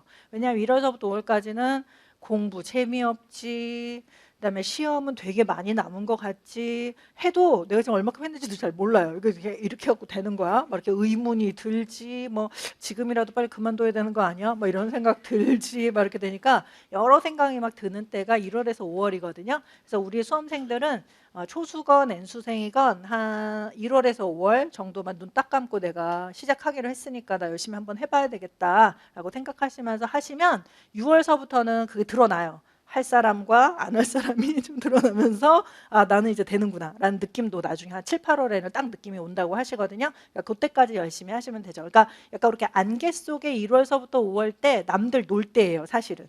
그때가 수험생들의 슬럼프라면 다른 사람들도 공부가 잘 안 될 때죠. 그때 나는 해야 된다. 나까지 같이 놀면 안 된다. 이렇게 생각하시면서 열심히 공부하시는 거고 이따가 그때 공부하는 방법 조금 설명드릴게요. 그렇게 됩니다. 그 다음에 이쪽으로 오셔가지고 시험 과목 출제 범위 13페이지 잠깐 올까요? 여기서는 그 1차 시험의 시험 범위가 쭉 있어요. 근데 대부분 이제 유치원 교직 교양 전 영역이라고 지금 되어져 있는데요. 한 장 넘겨가 보시겠어요? 14페이지를 보시면 임용시험 출제 범위라고 있습니다. 근데 요거는 이제 한국교육과정평가원에서 1차 시험 출제 범위를 보여주는데 한 줄이에요. 뭐라고 써 있냐면 유치원 교사는 2019 개정 유치원 교육과정 이렇게 나오거든요.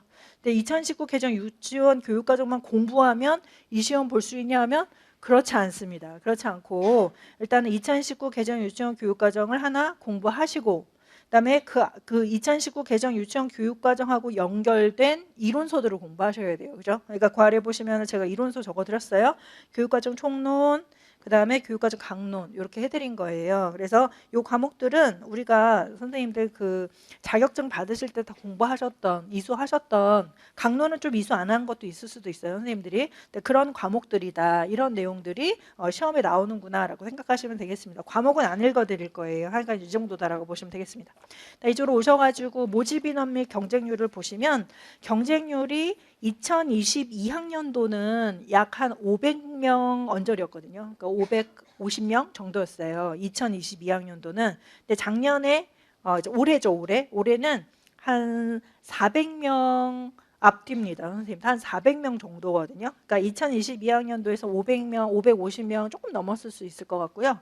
그 다음에 2023학년도는 400명 앞뒤예요. 라고 하기 때문에 인원이 많이 줄었어요. 근데 인원 준 이유가 뭘까요, 선생님들? 첫 번째는 학령 인구가 좀 줄어들어요. 그죠? 그러니까 뭐또 코로나 때문에 또 결혼도 안 하고 또 아이도 안 낳고 하기 때문에 좀 인원이 좀 줄어든다라는 조금 안 좋은 소식이 있어요. 그죠? 그러니까 학령 인구가 좀 줄어든다. 두 번째는 2022학년도나 2021학년도는 어떤 해였냐면 코로나 시기예요. 선생님들. 코로나 시기여가지고 그 가정보육을 많이 했단 말이에요. 그러니까 유치원에 안 보내시는 부모님들이 많았기 때문에 가뜩이나 학령 인구도 별로 없는데 더 줄어든 것처럼 보인 것 같아요. 유치원에 보내질 않으시니까. 근데 이제 내년서부터는 실내 마스크도 빼고 한다면요. 그래서 어느 정도 좀 사회적 거리두기나 이런 것들이 다 거의 이전 상태로 돌아가면 그래도 어느 정도 유치원에 나오는 유아들이 좀 많을 거다. 하지만 학령 인구가 줄어드는 건 어쩔 수는 없는 것 같아요. 또 코로나 때문에 좀 더 준 것 같은데 코로나 끝나면은 또 늘어날 수도 있는 거거든요. 그러니까 그렇게 내년에 어떤 TO도 아마 올해 정도밖에 되지 않을 거다라는 생각이 좀 듭니다. 사실은. 그래서 한 400명 앞뒤 정도로 아마 TO가 나올 거다 이렇게 생각이 들어요. 그런데 제가 이제 좀 암울한 것만 말씀드렸죠. 그래서 일단 학령 인구가 줄어든다. 그다음에 코로나 때문에 가정보육이 많다. 그 말씀드렸고, 그다음에 또 2020에서 2022학년도에서 2023학년도 넘어오면서 실제적으로 2022학년도 때 합격하신 선생님들이 그때는 경기 같은 경우도 100명을 넘게 뽑았거든요. 지금 경기 잠깐 볼까요? 경기의 모집 인원이 100분이셨잖아요. 그죠? 100명이었는데 올해는 43명으로 줄었어요. 그러니까 경기한테 조금 기대를 많이 했는데 많이 줄었습니다. 그래서 나쁜 경기 이러고 있거든요. 이러고 있는데 이 줄어든 이유도 서울도 많이 줄어들었죠. 그러니까 줄어든 이유가 2022학년도 때 뽑았던 분들이 미발령이 많았다는 거예요. 발령을 못 받고 대기 발령이 많았다는 거거든요. 그렇기 때문에 대기 발령 이렇게 많으니까 아무래도 이제 2023학년도 때 그거를 좀 영향을 받아서 인원이 더 줄어든 것 같아요. 그런데 한 해 이렇게 줄어들어서 대기 발령 없이 다 발령이 나면 또 내년에는 조금 약간 정상적으로 갈 수도 있습니다. 그래서 좀 약간 이제 내년에 TO 전망은 저도 정확하진 않습니다만 약간 부정적인 것도 있고 뭐 코로나라든가 학령인 거 좀 그런 부정적인 것도 있고 어떤 거는 이제 대기 발령하신 분들이 올해 이제 다 올해 좀 적게 뽑았기 때문에 다 채워지면 퇴직 연령은 꽤 많거든요. 왜냐하면 이제 그 뭐 베이비 부머 시대가 퇴직한다라는 말 많이 들어보셨잖아요. 그 인구가 상당히 많습니다. 그래서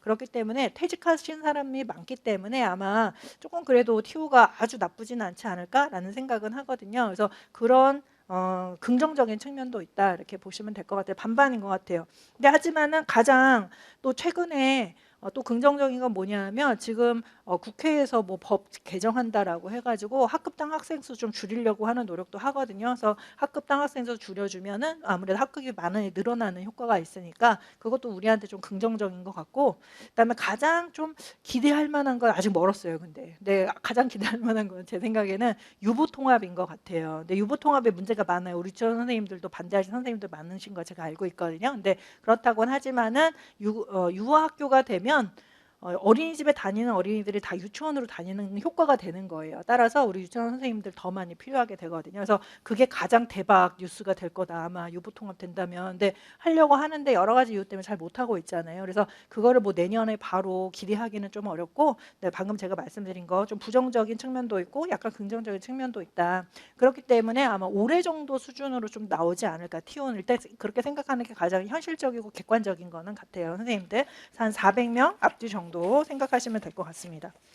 그 다음에 TO가 좀 많이 줄었어요. 그죠? 그래서 이것도 설명드릴게요. 선생님들. 2022학년도에서 2023학년도에서 TO가 좀 줄었잖아요. 하지만은 응시 인원도 많이 줄었습니다. 선생님들. 응시 인원도 한 30%가 줄었거든요. 그러니까 TO가 준 만큼 응시 인원도 줄었어요. 그렇기 때문에 작년하고 좀 비슷한 거예요. 사실 그 실제적인 경쟁률은 좀 비슷했다라고 생각하시면 될 것 같습니다.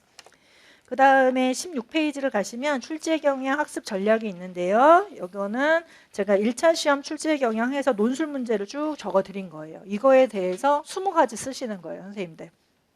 나중에 제가 그 수업할 때 좀 자세하게 다뤄드릴 거예요. 이거 그냥 궁금하니까 한번 보시는 거예요. 어떤 게 문제가 나오나 이렇게 한번 보시면 돼요. 18페이지로 가보겠습니다.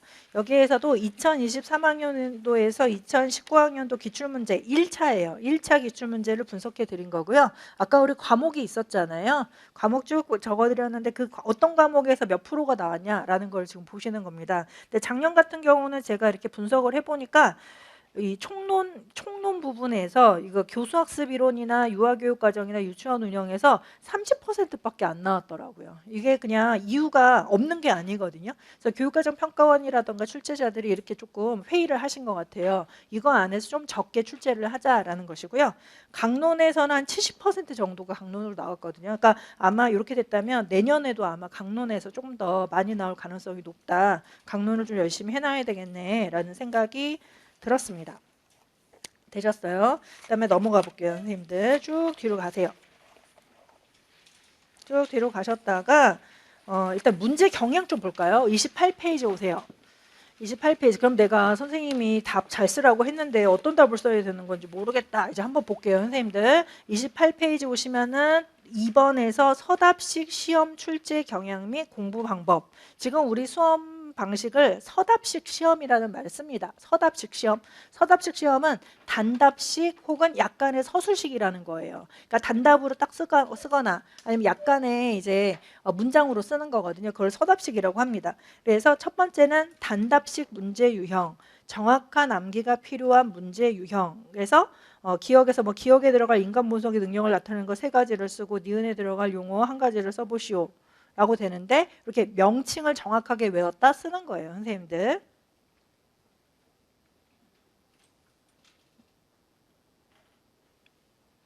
그렇게 되고요. 지금 보니까 문제가 좀 잘못 나온 것 같아요. 선생님들. 문제하고 답안하고 맞지가 않네요.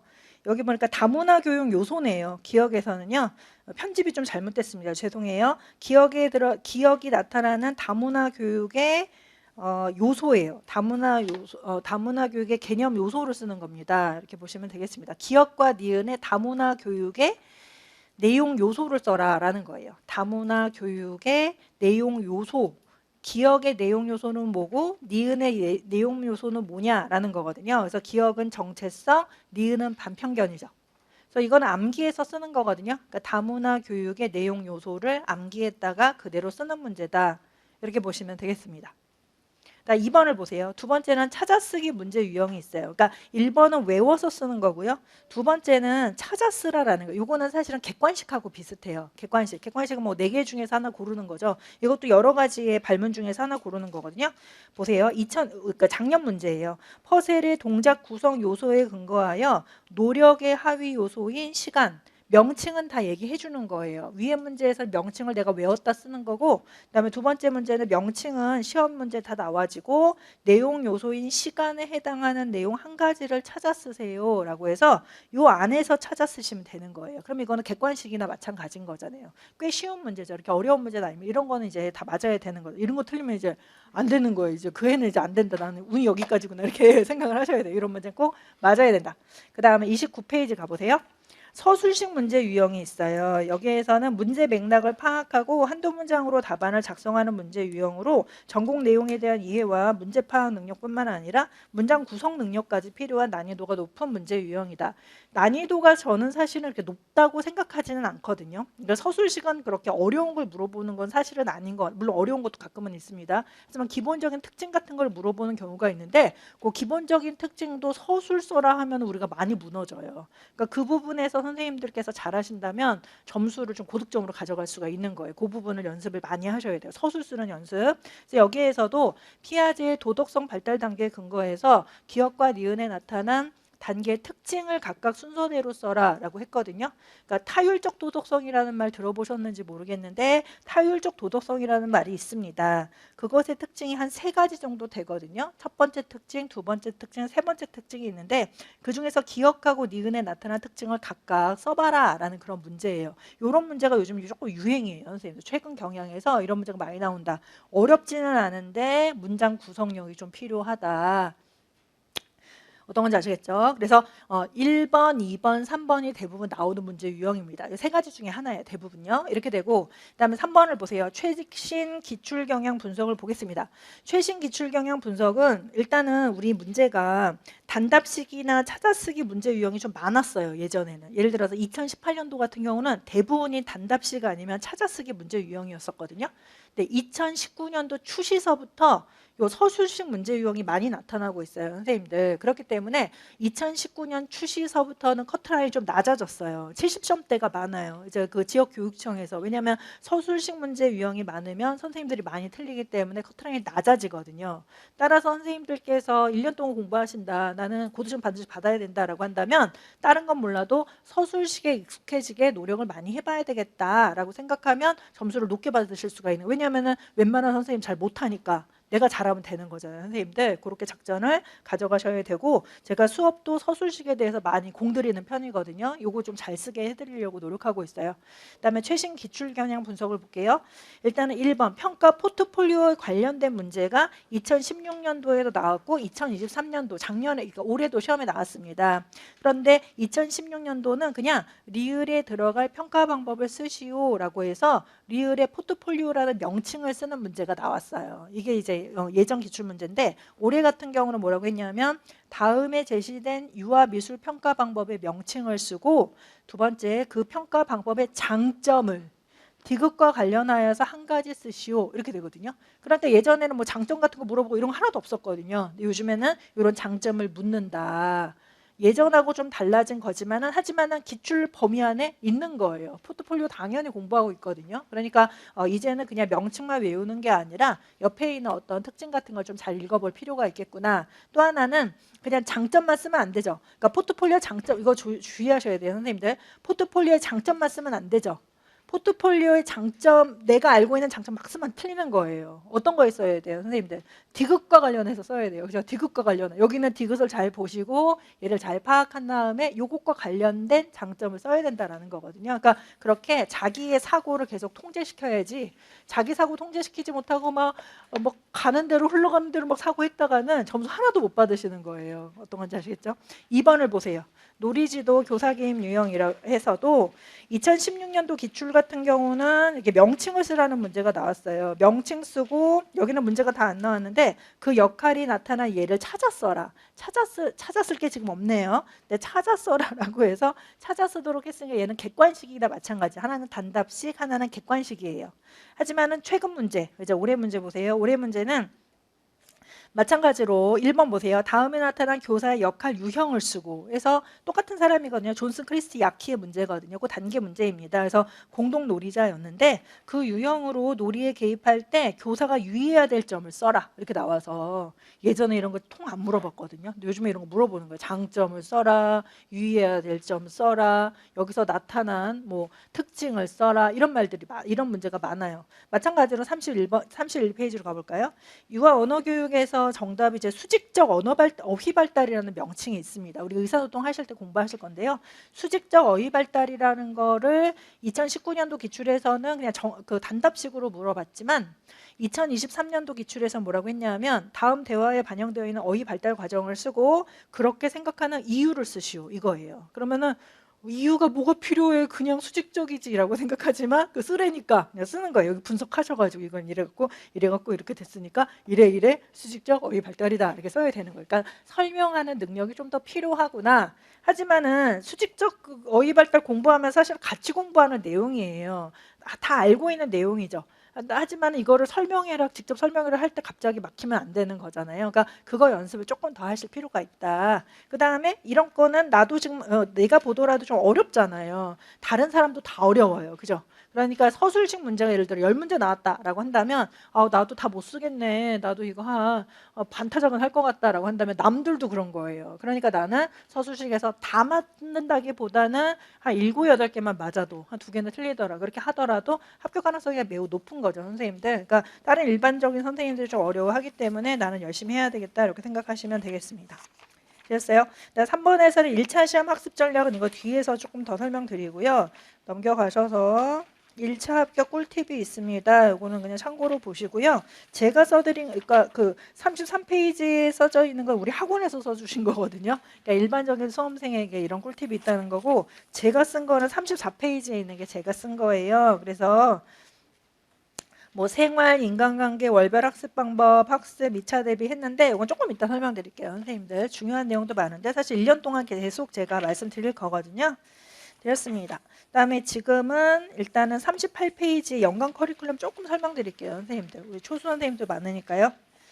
작년하고 그러니까 올해하고 거의 비슷한 스타일로 강의를 할 예정이에요. 그러니까 제가 올해 강의한 거에서 시험을 봤을 때 그렇게 뭐 이렇게 부족하거나 한 거는 거의 없었다라고 생각을 하고 충분히 합격할 수 있는 커리큘럼이었다라고 생각했기 때문에 이제 올해 커리큘럼하고 거의 비슷합니다. 달라질 거는 없어요. 그런데 선생님들께서 제가 지금 아테나 그 책을 3년 동안 계속 썼거든요. 선생님들. 그래서 3년 동안 써서 아니 무슨 강사가 3년 동안 책을 안 바꾸냐 이런 말씀을 하도 들어서 올해는 이제 책을 좀 바꿔드릴 예정이에요. 근데 제가 이제 아테나를 만들 때도 완전 심혈을 기울여서 보실 때는 별거 아니라고 보실 수도 있어요. 하지만 한 글자 한 글자 제가 아주 심혈을 기울여서 넣어드린 거기 때문에 그걸 바꾸기가 쉽지는 않았어요. 왜냐하면은 제가 그걸 바꾼다는 거 그걸 되게 못 썼다는 거를 증명하는 거잖아요. 근데 제가 최선을 다해서 정선해서 만든 건데 그걸 바꾸려니까 바꿀 게 없네 이렇게 생각이 들었거든요. 그래서 이제 어떤 식으로 바꿀 거냐면 사실은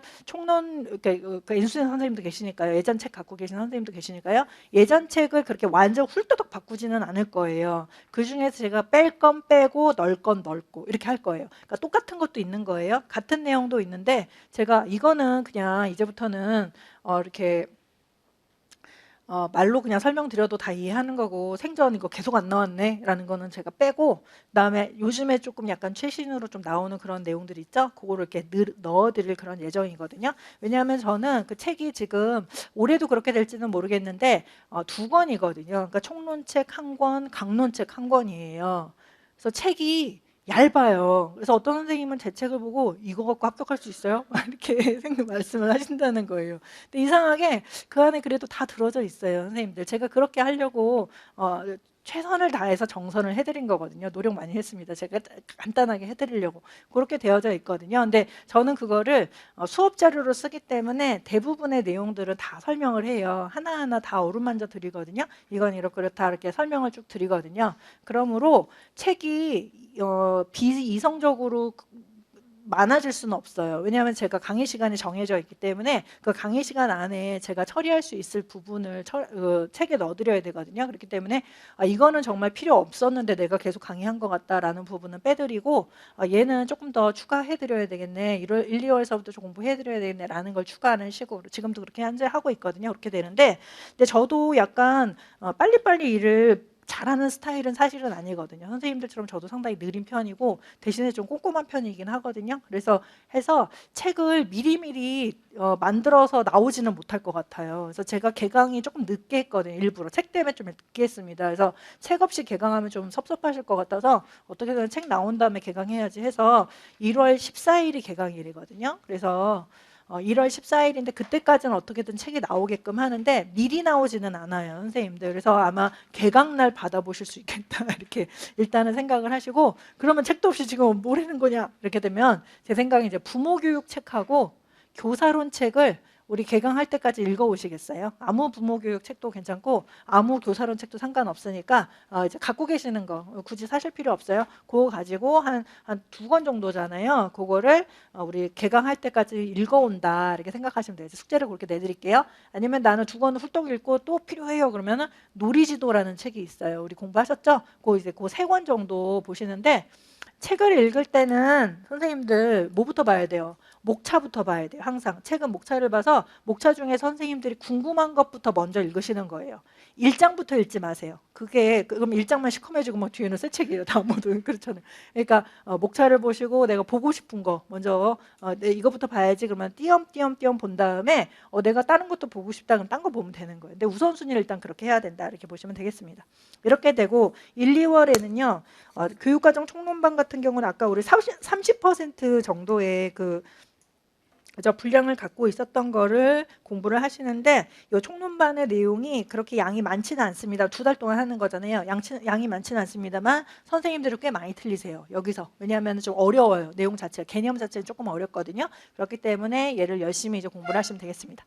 그 다음에 저는 1, 2월서부터 논술 강의를 하거든요. 그래서 왜냐하면은 논술 강의를 막 여름방학 때 6, 8월에 문풀을 할 때까지 막 논술을 하면은 정신이 하나도 없을 것 같아서 일단은 쓰기 연습은 상반기 때 다 끝내드리려고 생각하고 있어요. 그래서 5월까지는 논술은 만점받게 만들어 놓는 거예요, 선생님들. 그러니까 논술을 일단 끝내놓는 거예요. 논술은 그냥 쓰기 연습이기 때문에 언제든 해도 되거든요. 그래서 1, 2월하고 3, 5월까지 논술을 할 예정이고 6, 8월은 논술 강의가 없어요. 그러므로. 그러니까 6, 8월은 어떤 거냐면 저는 제 작전은 뭐냐면 1월서부터 5월은 이해를 열심히 하시고 이해를 열심히 하시고 그다음에 이해하시면서 제가 암기도 자동으로 암기돼야 되는 거 있어야 된다고 했었죠. 자동으로 암기되는 게 어느 정도 있어야 억지로 암기되는 양이 줄어드는 거예요, 선생님들.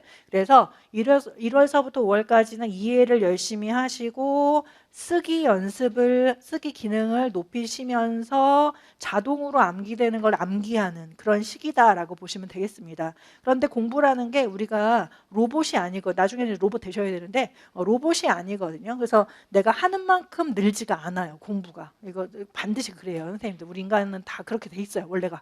하는 만큼 되지 않아요. 그런데 예를 들어서 뭐 달리기 같은 거 해보신 분 아시겠지만 등산 같은 거 해보신 분 아시겠지만 첫날은 달리기 막 100m도 못 뛰죠. 좀만 뛰어도 막 숨차고 막 죽을 것 같고 나는 죽는다 여기서 그냥 안 할랜다 이렇게 돼요.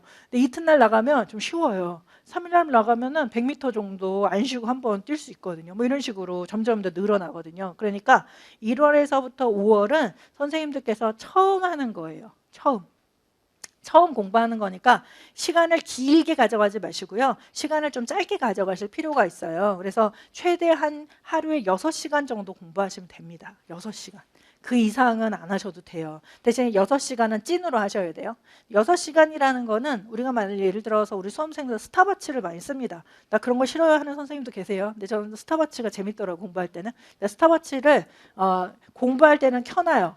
쉬는 시간일 땐 꺼놔요. 그러면 내가 하루 동안 찐으로 공부한 시간이 나오죠. 그게 6시간 정도 되면 아주 잘하신 거고 나는 좀 쑤셔서 못하겠다 하는 선생님들은 하루에 한 4시간만 하셔도 됩니다. 일단 1월서부터 2월은 한 4시간 정도 내가 찐으로 한번 해봐야 되겠다. 그러면 4시간을 그러면은 뭐 예를 들어 1시부터 5시까지 찐으로 공부해야 되냐면 그렇지는 않아요. 띄엄띄엄 해도 돼요. 오전에 2시간, 오후에 2시간 이런 식으로. 그죠?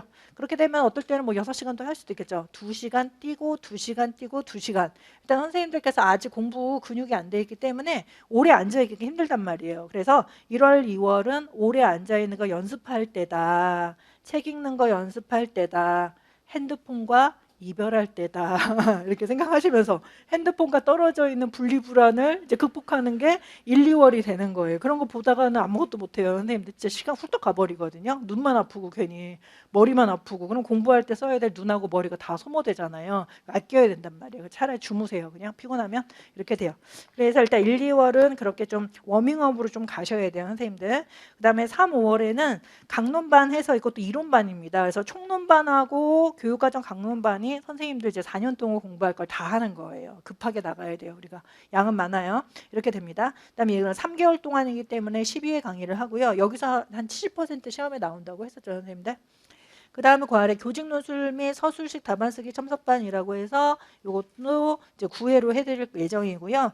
그다음에 이제 저는 교직 논술뿐만 아니라 서술식 답안 쓰기 연습도 필요하다고 생각해서 하는데 기왕 할 거 예를 들어 총론반에서 교육 사상가를 배웠어요. 그러면 그주 교직 논술 시간에는 교육 사상과 관련된 문제의 서술식 답안 연습해보는 거예요. 그러면은 그냥 기왕에 하나 공부하는 거 2개를 공부할 수 있고, 그다음에 제가 서술식 답안 쓰기 첨삭반 때 약간의 이제 그 서술 쓸 수 있는 그 강론서를 복사를 해드려요. 이 정도를 한번 읽어보세요. 그래서 읽기 정말 싫어하는 선생님들도 그 정도는 강론서 읽게끔 해드리거든요. 그걸 읽어야 서술식 답안을 쓸 수 있는 거거든요. 그래서 그거 해드리니까 같이 강론서도 좀 읽어보시고 쓰기 연습도 해보시고 하실 수 있어요. 이때가 약간 시간이 조금 그나마 많을 때거든요. 그렇기 때문에 이것저것 많이 읽고 많이 쓰셔야 돼요. 이때 5월까지.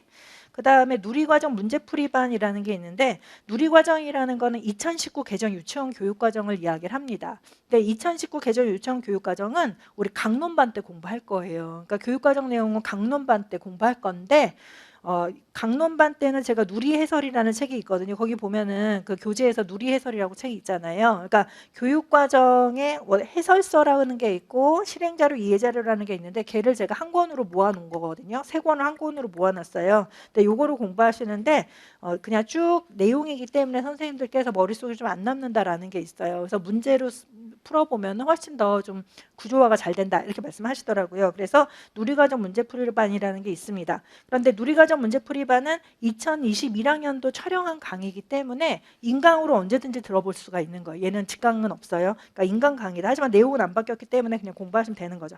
그다음에 6, 8월을 보세요. 6, 8월에는 영역별 총정리 문제풀이를 할 건데요. 저는 총정리 문제풀이에서 영역별 총정리 문제풀이잖아요. 근데 거기에 악센트를 주자면 총정리의 악센트가 있는 거예요. 영역별 총정리의 악센트가 있고 문제풀이에는 악센트가 별로 없어요. 선생님들. 문제 약간 가로놓기식의 문제를 풀어보시면서 전반적으로 한번 총정리 하시는 건데요. 왜냐하면 우리 시험이 어떤 시험이냐면 범위가 엄청 많아요. 그 큰 범위를 딱 하루에 시험 봐야 돼요. 그죠? 한 3시간 동안 왕창 그 시험 봐야 되기 때문에 그게 머릿속에 다 있어야 되는 거거든요. 근데 이렇게 큰 범위를 하루 동안 공부하는 이런 시험에서는 회독이 매우 중요하고 그다음에 개념적인 거를 반복하는 게 중요한데요. 제가 쭉 보니까 선생님들이 1월에서부터 5월까지 쭉 새로운 걸 계속 공부하시잖아요. 새로운 이론을 계속 공부하시잖아요. 이거 가지고는 부족하시더라고요. 그래서 한 번 더 총정리할 시간이 필요하고 1월서부터 5월 달 공부한 거를 한 번 총정리해서 사실은 더 이론을 한 번 더 강화시켜드리는 과정이다라고 생각하시면 될 것 같습니다. 그래서 이론을 강화시켜드리는 과정이 영역별 총정리 문제풀이다라고 해요. 근데 영역별 총정리 문제풀이가 모의고사식 문제는 아닙니다. 선생님들 모의고사는 응용이 많이 된 문제예요. 근데 영역별 총정리 문제풀이는 꼼꼼하게 쭉 보는 거예요. 한번 이론의 내용을 하나도 빠짐없이 꼼꼼하게 한번 쭉 훑어가면서 거기 플러스 알파해서 제가 좀 내용을 더 많이 드립니다. 선생님들 1에서 5월까지 공부한 내용에서 추가해서 문제를 좀 더 드려요. 그러니까 내용을 좀 더 드리거든요. 한 30% 정도는 새로운 내용을 드리게 되거든요. 근데 이거를 어떤 경우는 1월에서부터 5월까지 그 많은 내용을 다 공부할 수도 있어요. 그러니까 우리가 여기에서 아까 이만큼을 1월에서 5월서부터 공부할 수도 있거든요. 근데 이거를 제가 잘라서 요만큼은 1월에서 5월까지 하고 요만큼의 내용, 이만큼의 내용은 7, 8월, 6, 8월에 드리는 거예요. 6에서 8월에 드린다 이렇게 얘기를 하는 거예요. 선생님들. 그러니까 6, 8월에 새로운 내용을 조금 더 공부한다라고 생각하시면 되겠습니다. 하지만은 출제 가능성이 높은 거는 일단 1에서 5월에 다 공부한다라고 생각하시면 되겠어요. 출제 가능성이 높은 거는. 근데 출제 가능성이 좀 낮은데 섭섭하니까 좀 더 봐야 되겠다라는 거는 6, 8월에 들여서 중요도를 좀 나눠서 공부할 거다. 좀 나선 형식으로 공부할 거다라고 생각하시면 되겠습니다. 근데 실제적으로 얘를 만약 다 드리면 1월에서 5월에 다 드릴 수는 있죠. 하지만 제가 다 강의는 못 해드리죠. 어루만져 드리지 못하죠. 이렇게 양이 많으면 지금 1호로는 양이 좀 적으니까 어루만져 드리면서 이건 이렇게 이해하시고 이렇게 얘기하는데 양이 많으면 어루만져 드릴 수가 없잖아요. 선생님들. 그래서 1월에 먼저 하고 6, 8월에 조금 더 추가해서 본다. 이렇게 보시면 되는데 선생님들께서 보세요. 중요한 거예요. 눈을 뜨세요. 선생님들. 중요한 거예요. 선생님들께서 1에서 5월에 열심히 공부하셔야 새롭게 추가되는 내용이 부담스럽지가 않죠. 여기서 5개월 동안 열심히 하셔야 추가되는 거 할 때 6, 8월에서는 얘네들 다 다룬단 말이에요. 얘네들 다 다룰 거란 말이에요. 그죠? 그러니까 어떤 선생님들은 6, 8월에 양이 엄청 많아진다 이렇게 얘기하는데 안 많아져요. 복습이에요. 얘는 앞에서 복습을 이만큼 더 드리는 거거든요. 그러니까 1월에 공부 안 하신 분이 많아진다 이렇게 얘기를 하시는 거예요. 1월에 안 하고 이거 별거 안 해, 나중에 해야지 하다 보면 양이 많아지는 거거든요. 그러니까 1월에 놀면 안 된다 이렇게 보시면 되겠습니다. 그렇게 될 거예요. 그런데 작년서부터는 선생님들께서 이제 6, 8월 정도 되니까 약간 모의고사식 문제 좀 풀어보고 싶다라고 하셔서 제가 좀 드린 거예요. 하프 모의고사반 해서 격주로 제가 이렇게 모의고사식으로 문제를 드리고 풀어보게끔 할 그런 예정이고요. 영역별 총정리 문제풀이의 약간 복습 과정이다라고 생각하시면 되겠습니다. 그래서 직강으로는 하는데 선생님들께서 6, 8월 정도 되면 이제 바쁘셔가지고 못 오시거든요. 인강으로 돌리셔서 이렇게 공부하시면 돼요. 그 다음에 영역별, 그러니까 27년간 영역별 기출문제 분석반이라고 해서 12회에 걸쳐 할 예정인데요. 영역별 총정리 문제풀이하고 그다음에 그 진도는 똑같이 나갈 예정이에요. 그래서 영역별 총정리 문제풀이에서 사상가를 공부하면 그 며칠 후에 27년간 영역별 기출문제에서 사상가 기출문제를 다 풀어보는 거예요. 선생님들. 그런 식으로 해서 어떤 기출문제가 나왔는가 보시면 되는데 선생님들께서는 약간 문제를 많이 풀어야 문제를 잘 푼다라고 생각을 하시는 선생님들이 계신 것 같아요. 그러니까 문제를 많이 풀어야 문제를 잘 푼다라고 생각하시는 선생님도 계시는데 저는 약간 생각 다르거든요. 우리가 시험 문제를 잘 못 푸는 이유는 첫 번째는 개념이 부족하기 때문에 자꾸 틀리는 거예요. 개념, 아까도 뭐 특징 써라.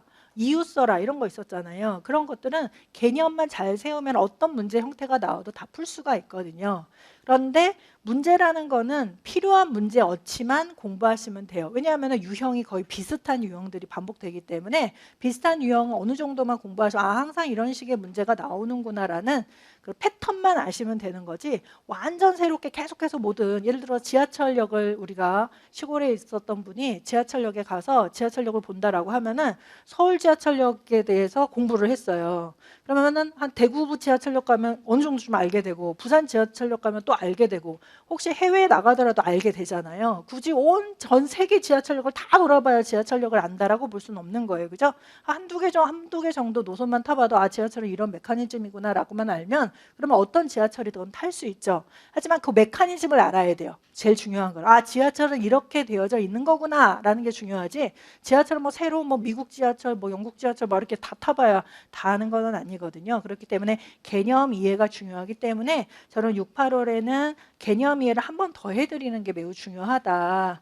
그다음에 선생님들 그 모의고사 문제식을 선생님들은 재밌어 하세요. 저도 이제 모의고사 문제식 보면 응용이 많이 돼 있기 때문에 재밌어 하는데요. 하지만 모의고사 문제식을 제가 6, 8월에 안 드리는 이유는 그렇게 문제를 풀면 꼼꼼하게 다 볼 수가 없어요. 하나부터 열까지 볼 수 없고 중요한 것만 따로따로 떨어뜨려서 볼 수밖에 없거든요. 모의고사 문제식의 단점이 그겁니다. 그래서 6, 8월에서는 전체적으로 꼼꼼하게 한번 보는 게 매우 중요하다. 그다음에 고득점으로 합격하신 분들한테 제가 제 강의 중에서 어떤 강의가 제일 좋으셨어요? 라는 질문에서는 이 영역별 총정리 문제풀이가 가장 좋았다. 이런 평가가 상당히 많습니다. 그렇기 때문에 올해도 마찬가지로 총정리해드리는 내용이다. 반이다라고 생각하시면 될 것 같아요.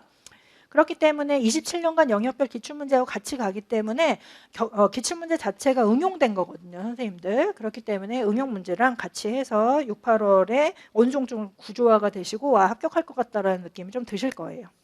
그 다음 오른쪽 오세요. 39페이지에서는 9에서 10월에서는 실전 모의고사반을 7회를 할 예정인데요. 작년에 제가 연도별 변형 기출문제 분석반이라는 걸 운영을 하고 이 책을 냈거든요. 그러니까 연도별 변형 기출문제는 지금 2019 개정 유치원 교육 과정이잖아요. 근데 과거에는 문제가 상당히 유형도 좋고 재미있기는 하지만은 2019 개정으로 되어져 있지 않고 2015 개정 유치원 교육과정으로 나온 그런 기출 문제들이거든요. 그래서 그거를 제가 2019로 다 바꿔드렸어요, 선생님들. 그래서 지금 현재 경향으로 다 바꾼 연도별 변형 기출 문제가 13회가 있습니다, 선생님들. 그렇기 때문에 실전 모의고사반이랑 같이 하면은 모의고사를 몇 번 보는 거예요. 도대체 20번 정도 보는 거니까 문제 충분하다. 그다음에 저는 차라리 뭐 제실전 모의고사반보다 이게 더 좋은 것 같아요. 연도별 변형 기출 문제가. 왜냐하면 기출을 엄청 정확하게 반영을 했기 때문에 좋은 문제인 것 같거든요. 그래서 잘 활용하시길 바라고요. 연도별 변형 기출 문제 같은 경우는 인간강의예요. 작년에 찍어놓은 거 하고요. 올해는 제가 2023학년도 것만 해설해서 붙여드릴 그런 예정이거든요. 그렇기 때문에 언제든 아마 들으셔도 되게끔 그렇게 해드릴 예정이에요. 얘는 그러니까 학기 초부터 들으셔도 되고 연팩 선생님들은 학기 초부터 들으셔도 되고 그다음에 중간에 들으셔도 되고 뭐 이렇게 끝에 들으셔도 되고 이렇게 좀 해드릴 그런 예정이에요. 그렇게 되고 그다음에 6, 8월 같은 경우도 보세요. 6, 8월에 27년간 영역별 기출문제 분석반도 6, 8월에 할 예정이긴 하지만은 제가 먼저 찍을 예정이거든요. 이거 인강 전용으로 할 건데 올해 그러니까 내년에 신규로 찍기는 하지만은 선생님들 막 이틀 3일씩 나오게 하면 너무 힘들어하시더라고요. 그래서 차라리 그냥 저 혼자 영역별 기출문제 혼자 자그마한 방에서 이렇게 어루만져 드릴 예정이거든요. 왜냐하면 선생님들 계시면 막 빨리 끝내라고 막 하시니까 막 나중에 막 급하게 하게 돼서 이제 천천히 제가 인강으로 찍어드릴 예정이거든요. 그래서 이것도 제가 좀 일정을 봐야 되겠지만 좀 먼저 찍게 되면 먼저 들으실 수 있게끔 연팩 선생님들은 좀 먼저 들으실 수 있게끔 그렇게 해드리겠습니다. 그래서 실제적으로는 보세요. 3, 5월에 누리과정 문제풀이반이 있고 6, 8월에 27년간 영역별 기출문제가 있고 뭐 9, 10월에 연도별 변형 기출문제가 있어서 얘네들은 다 인강 전용 강의고 이미 찍어놓은 것도 있고 하잖아요. 그다음에 영역별 기출문제 같은 경우는 제가 일찍 찍을 수 있거든요. 근데 연팩 선생님들한테 조금 일찍 들을 수 있게끔 그렇게 만들어 드릴게요. 그래서 필요하신 분은 좀 일찍 그렇게 들어보시면 좋을 것 같기도 해요. 되었습니다. 그 다음에 요거고, 그 다음에 뒤에는 저의 자랑이 이렇게 적혀져 있네요, 선생님들. 그래서 단기 합격자들이 많다. 단기 합격자들이 많다는 건 초수 합격자들이 많다는 거잖아요. 그러니까 초수 선생님들이 1년 공부해서 어떤 경우는 막 6개월 공부해서 막 야구르게 막 이렇게 쓰시거든요. 6개월 공부했는데 올해도 아마 나올지도 몰라요. 근데 6개월 공부했는데 합격했어요. 네롱 막 이런 합격 수기가만 나오거든요. 화가 나게도 막 이렇게 되는데 그런 선생님들은 아마 능력자 선생님이셨을 것 같아요. 물론 제 자료도 도움이 되셨겠지만, 근데 이제 일단은 초수 선생님들이 합격하기가 좋은 강의라면 쉽고 잘 이해되는 강의잖아요. 근데 초수 선생님들한테 적합하고 빨리 합격할 수 있는 강의는 당연히 N수생 선생님한테도 좋겠죠. 초수 선생님한테 좋으면 N수 선생님한테 더 좋죠. 왜냐하면은 더 이해가 잘 되니까. N수 선생님 이전에 7천만 원 모아 놓으셨잖아요. 조금만 더 이해하면 되잖아요. 그러니까 쉽게 하면 더 빨리 합격하실 수 있다라고 생각이 듭니다. 그래서 초수 선생님한테도 좋고 우리 N수생 선생님한테 좋은 강의다. 그걸 주장하고 싶네요, 선생님들. 그거랑 그다음에 초수 선생님들은 이제 너무 두려워하지 마시고 천천히 따라오시면 어느 순간 내가 이만큼까지 공부하게 됐네? 라고 이제 아시게 되실 거거든요. 그렇게 하시면 되겠습니다. 그다음에 쭉 가시고 그 다음에 오시면은 뭐가 있냐면 뒤에 이제 합격자 수기가 있어요, 선생님들. 그래서 선생님하고 비슷한 상황에서 이제 합격하셨던 선생님들의 이야기니까 이거 대로 공부하라는 건 아니고요. 이렇게 노력 많이 하셨구나 슬쩍슬쩍 보시고 힘들 때마다 조금 이거 펴셔서 한번 읽어보시면은 좋을 것 같아요. 이렇게 슬럼프 이제 극복 방법 같은 게 적혀져 있으니까요. 그다음에 뒤로 가시면 72페이지로 가보세요, 선생님들. KG 에듀1 희소 샘플러스 해서 이제 저희 학원 자랑이 써져 있습니다. 선생님들, 저희 학원 자랑. 근데 저희 학원이 그 괜찮은 학원인 거 아시잖아요. KG 그룹이라고 아실 거예요, 선생님들. KG 그룹이 저 잘 모르는데 대기업이에요. 꽤 잘 나가는 대기업이라고 하거든요. 한번 찾아보세요. 그래서 저는 사실 KG 그룹 잘 몰랐는데 그 인터넷으로 물건 살 때 이렇게 카드 하려면 KG 이니시스에서 나오는 거 아세요? 그게 저희 학원이거든요. 저희 학원이 부자예요, 선생님들. 그래서 큰 회사고 큰 회사에 우리 학원은 그 아래에 있는 이제 자회사가 되겠죠, 선생님들. 그렇기 때문에 합리적이다. 학원의 운영이 매우 합리적이고 그다음에 시설도 아마 저희 학원이 다른 학원에 뒤지지 않아요. 제일 깨끗하고 좋다고 저는 알고 안 가봤습니다, 사실은. 근데 그렇게 알고 있고요. 그다음에 저희 학원은 가장 큰 장점은 직강 선생님들한테 좋은 건데요. 지하철역하고 바로 연결이 돼요. 그래서 눈비 오는 날 문제가 없습니다. 그래서 건물 2개인데 2개 다 지하철역하고 다 바로 연결이 되거든요. 그래서 눈비 오는 날 강한 그런 학원이다. 그다음에 교통이 매우 좋다. 9호선하고 1호선에서 바로 연결이 되기 때문에 학원 위치가 상당히 좋은 학원이고, 시스템도 아무래도 대기업 계열이다 보니까 시스템이 좀 합리적으로 되어져 있는 것 같아요. 그래서 좋은 학원이다. 좀 믿고 좀 다닐 수 있는 그런 학원이다. 이렇게 관리도 매우 잘 해주시고 신경을 많이 써주시거든요. 특히 우리 유아 같은 경우는 신경을 더 많이 써주시는 것 같아요. 그래서 그렇게 크게 불편함 없이 아마 좀 이렇게 공부하실 수 있지 않을까 이렇게 생각이 듭니다. 되셨어요? 그다음에 아까 이쪽으로 오셔갖고 제가 말씀 좀 안 드린 거 좀 더 드리겠습니다. 34페이지 오세요. 이제 금방 끝내드릴게요. 선생님 힘드시죠? 오래간만에 오셔가지고 그죠? 1시간 40분 이제 넘어가려고 하는데 힘드실 30분 되려고 하네요. 힘드실 것 같아요. 일단은 그 생활을 보시면 뭐 튼튼한 체력, 자아 존중감, 강한 멘탈. 요거는 이제 제가 멘탈 관리는 계속 해드릴 거예요. 그래서 선생님들 멘탈이 너무 약하시거든요. 그래서 제가 나중에는 강한 멘탈의 소유자를 만들어 드리거든요. 다 강한 멘탈 소유자 만들어 드릴 거예요. 그다음에 규칙적으로 같은 장소에서 같은 시간에 공부하는 습관. 공부 시간을 물리적으로 확보하셔야 돼요. 선생님들. 한 4시간에서 6시간은 내가 어디서든 공부한다. 일병행이다. 그러면 아침에 일찍 일어나서 공부하시는 거예요. 일병행은 잠을 일찍 주무셔야 돼요. 일병행하고 와서 그 몸으로 공부할 수는 없어요. 실제적으로. 그래서 일병행하고 오시면 간헐적 단식하세요. 그래서 식사를 한 4시, 5시에 빨리 조금 간단한 거 드시고 잠을 한 9시에는 주무셔야 돼요. 9시에 주무셔서 새벽에 3시에 일어나셔야 돼요.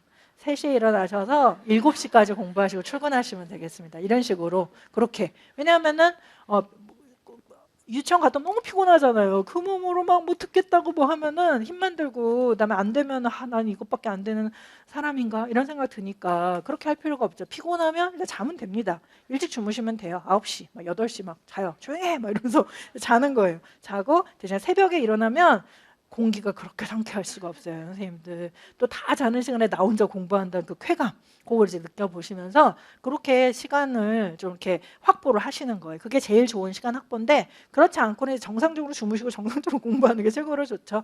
그러니까 일찍 주무시고 일찍 일어나서 일찍 공부하시는 게 제일 좋아요. 사실은요. 그렇게 됩니다. 그 다음에 인간관계는 가장 중요한 건 뭐냐면 일단 다 끊으셔야 돼요. 선생님들께서 인간관계 다 챙기시면 할 거 다 하고 은주 공부예요. 그죠? 시간도 뺏기지만 내 정신도 뺏기고 정서도 뺏기거든요. 우리 공부라는 게 그렇게 쉬운 게 아닙니다. 10개월 정도만 도 닦으시면 되는 거예요. 그러니까 나한테 스트레스 준다, 바로 그냥 끊으면 돼요. 또 걔만 만나면 너무 재밌긴 한데 집에 와서 뭔가 피곤하다, 기를 다 빨린다 이러면은 이제 합격하고 만나면 되는 거거든요. 좀 혼자의 시간을 좀 즐길 수 있는 사람이 합격하거든요. 그러니까 혼자의 시간을 좀 즐긴다. 그 다음에 이제 밖에서 누가 스트레스를 주거나 스트레스 받은 공부가 안 돼요. 그다음에 가족이 스트레스 근원이죠. 실제적으로 가족이 잘 꼴보기 싫어요. 근데 가족이 이제 스트레스를 준다라고 하면은 빨리 싹 바꾸셔야 돼요. 내가 이렇게 받으면 공부 못하는데 내가 왜 지금 스트레스 받고 있어? 이러면 딴 거 생각해야지. 맘대로 하라고 해. 이러면서 다 공부하는 그런 느낌으로 뭔가를 끊는 그런 게 있어야 돼. 인간관계를 한마디로 얘기하면 끊는다예요. 선생님들.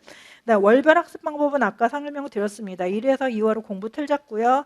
3에서 5월은 공부 내용을 이제 나한테 채우는 거예요. 점차. 6, 8월은 사실은 6, 8월은 암기의 달이에요. 제가 아까 억지로 암기해야 되는 게 있다고 했어요. 그걸 이제 6, 8월에 억지로 암기하시면 돼요.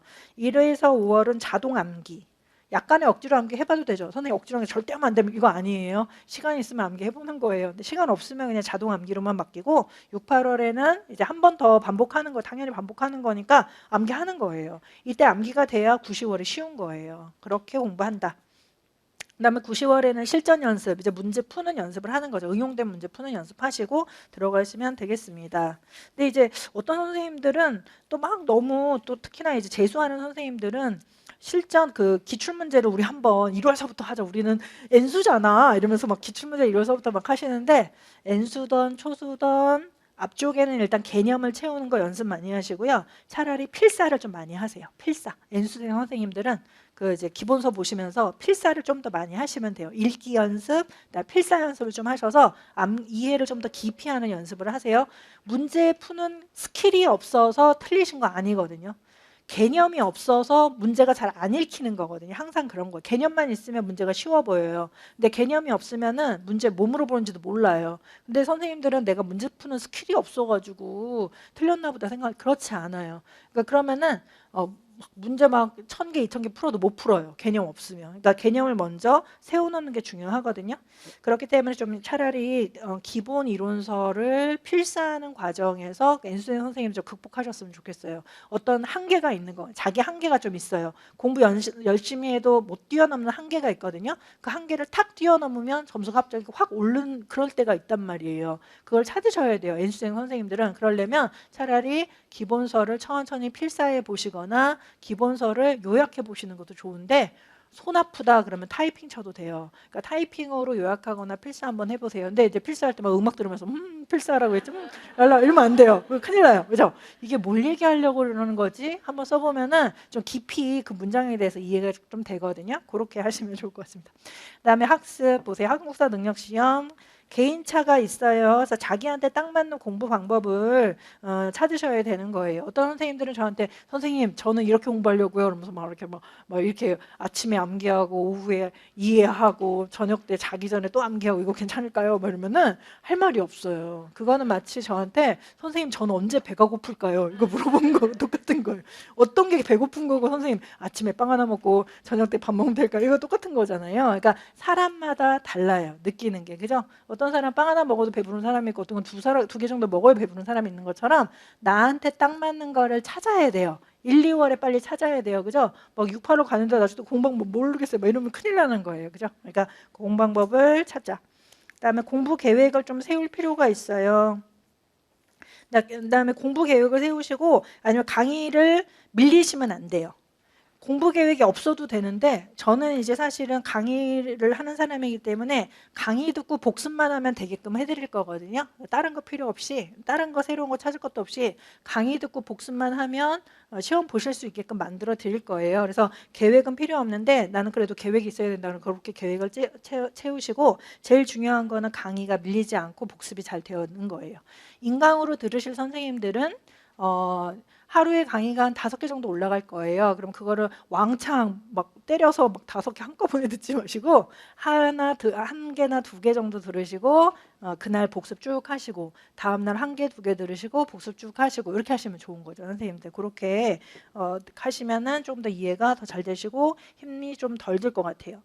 그다음에 직강 선생님들은, 근데 인강 선생님들은 뭐가 문제냐면 이제 그 강의 틀어놓고 한쪽에도 막 네이버 막 들어가서 네이버 보고 막 이렇게 허리가 아프지 막 이러는 거 같다가 맞아. 갑자기 졸리네 막 이렇게 쉬는 시간이 너무 많아요. 그래서 뭐 5개 강의가 7시간 정도도 안 되는데 막 듣는데 막 70시간 걸리는 선생님들 막 계세요. 너무 오래가 일주일 내내 들은 선생님도 계시거든요. 근데 그렇게 너무 늘어져도 안 좋으니까 딱 하루에 1-2개 정도 딱 들으시고 그날 복습 딱 하시고 이런 식으로 해서 가시면 되겠습니다.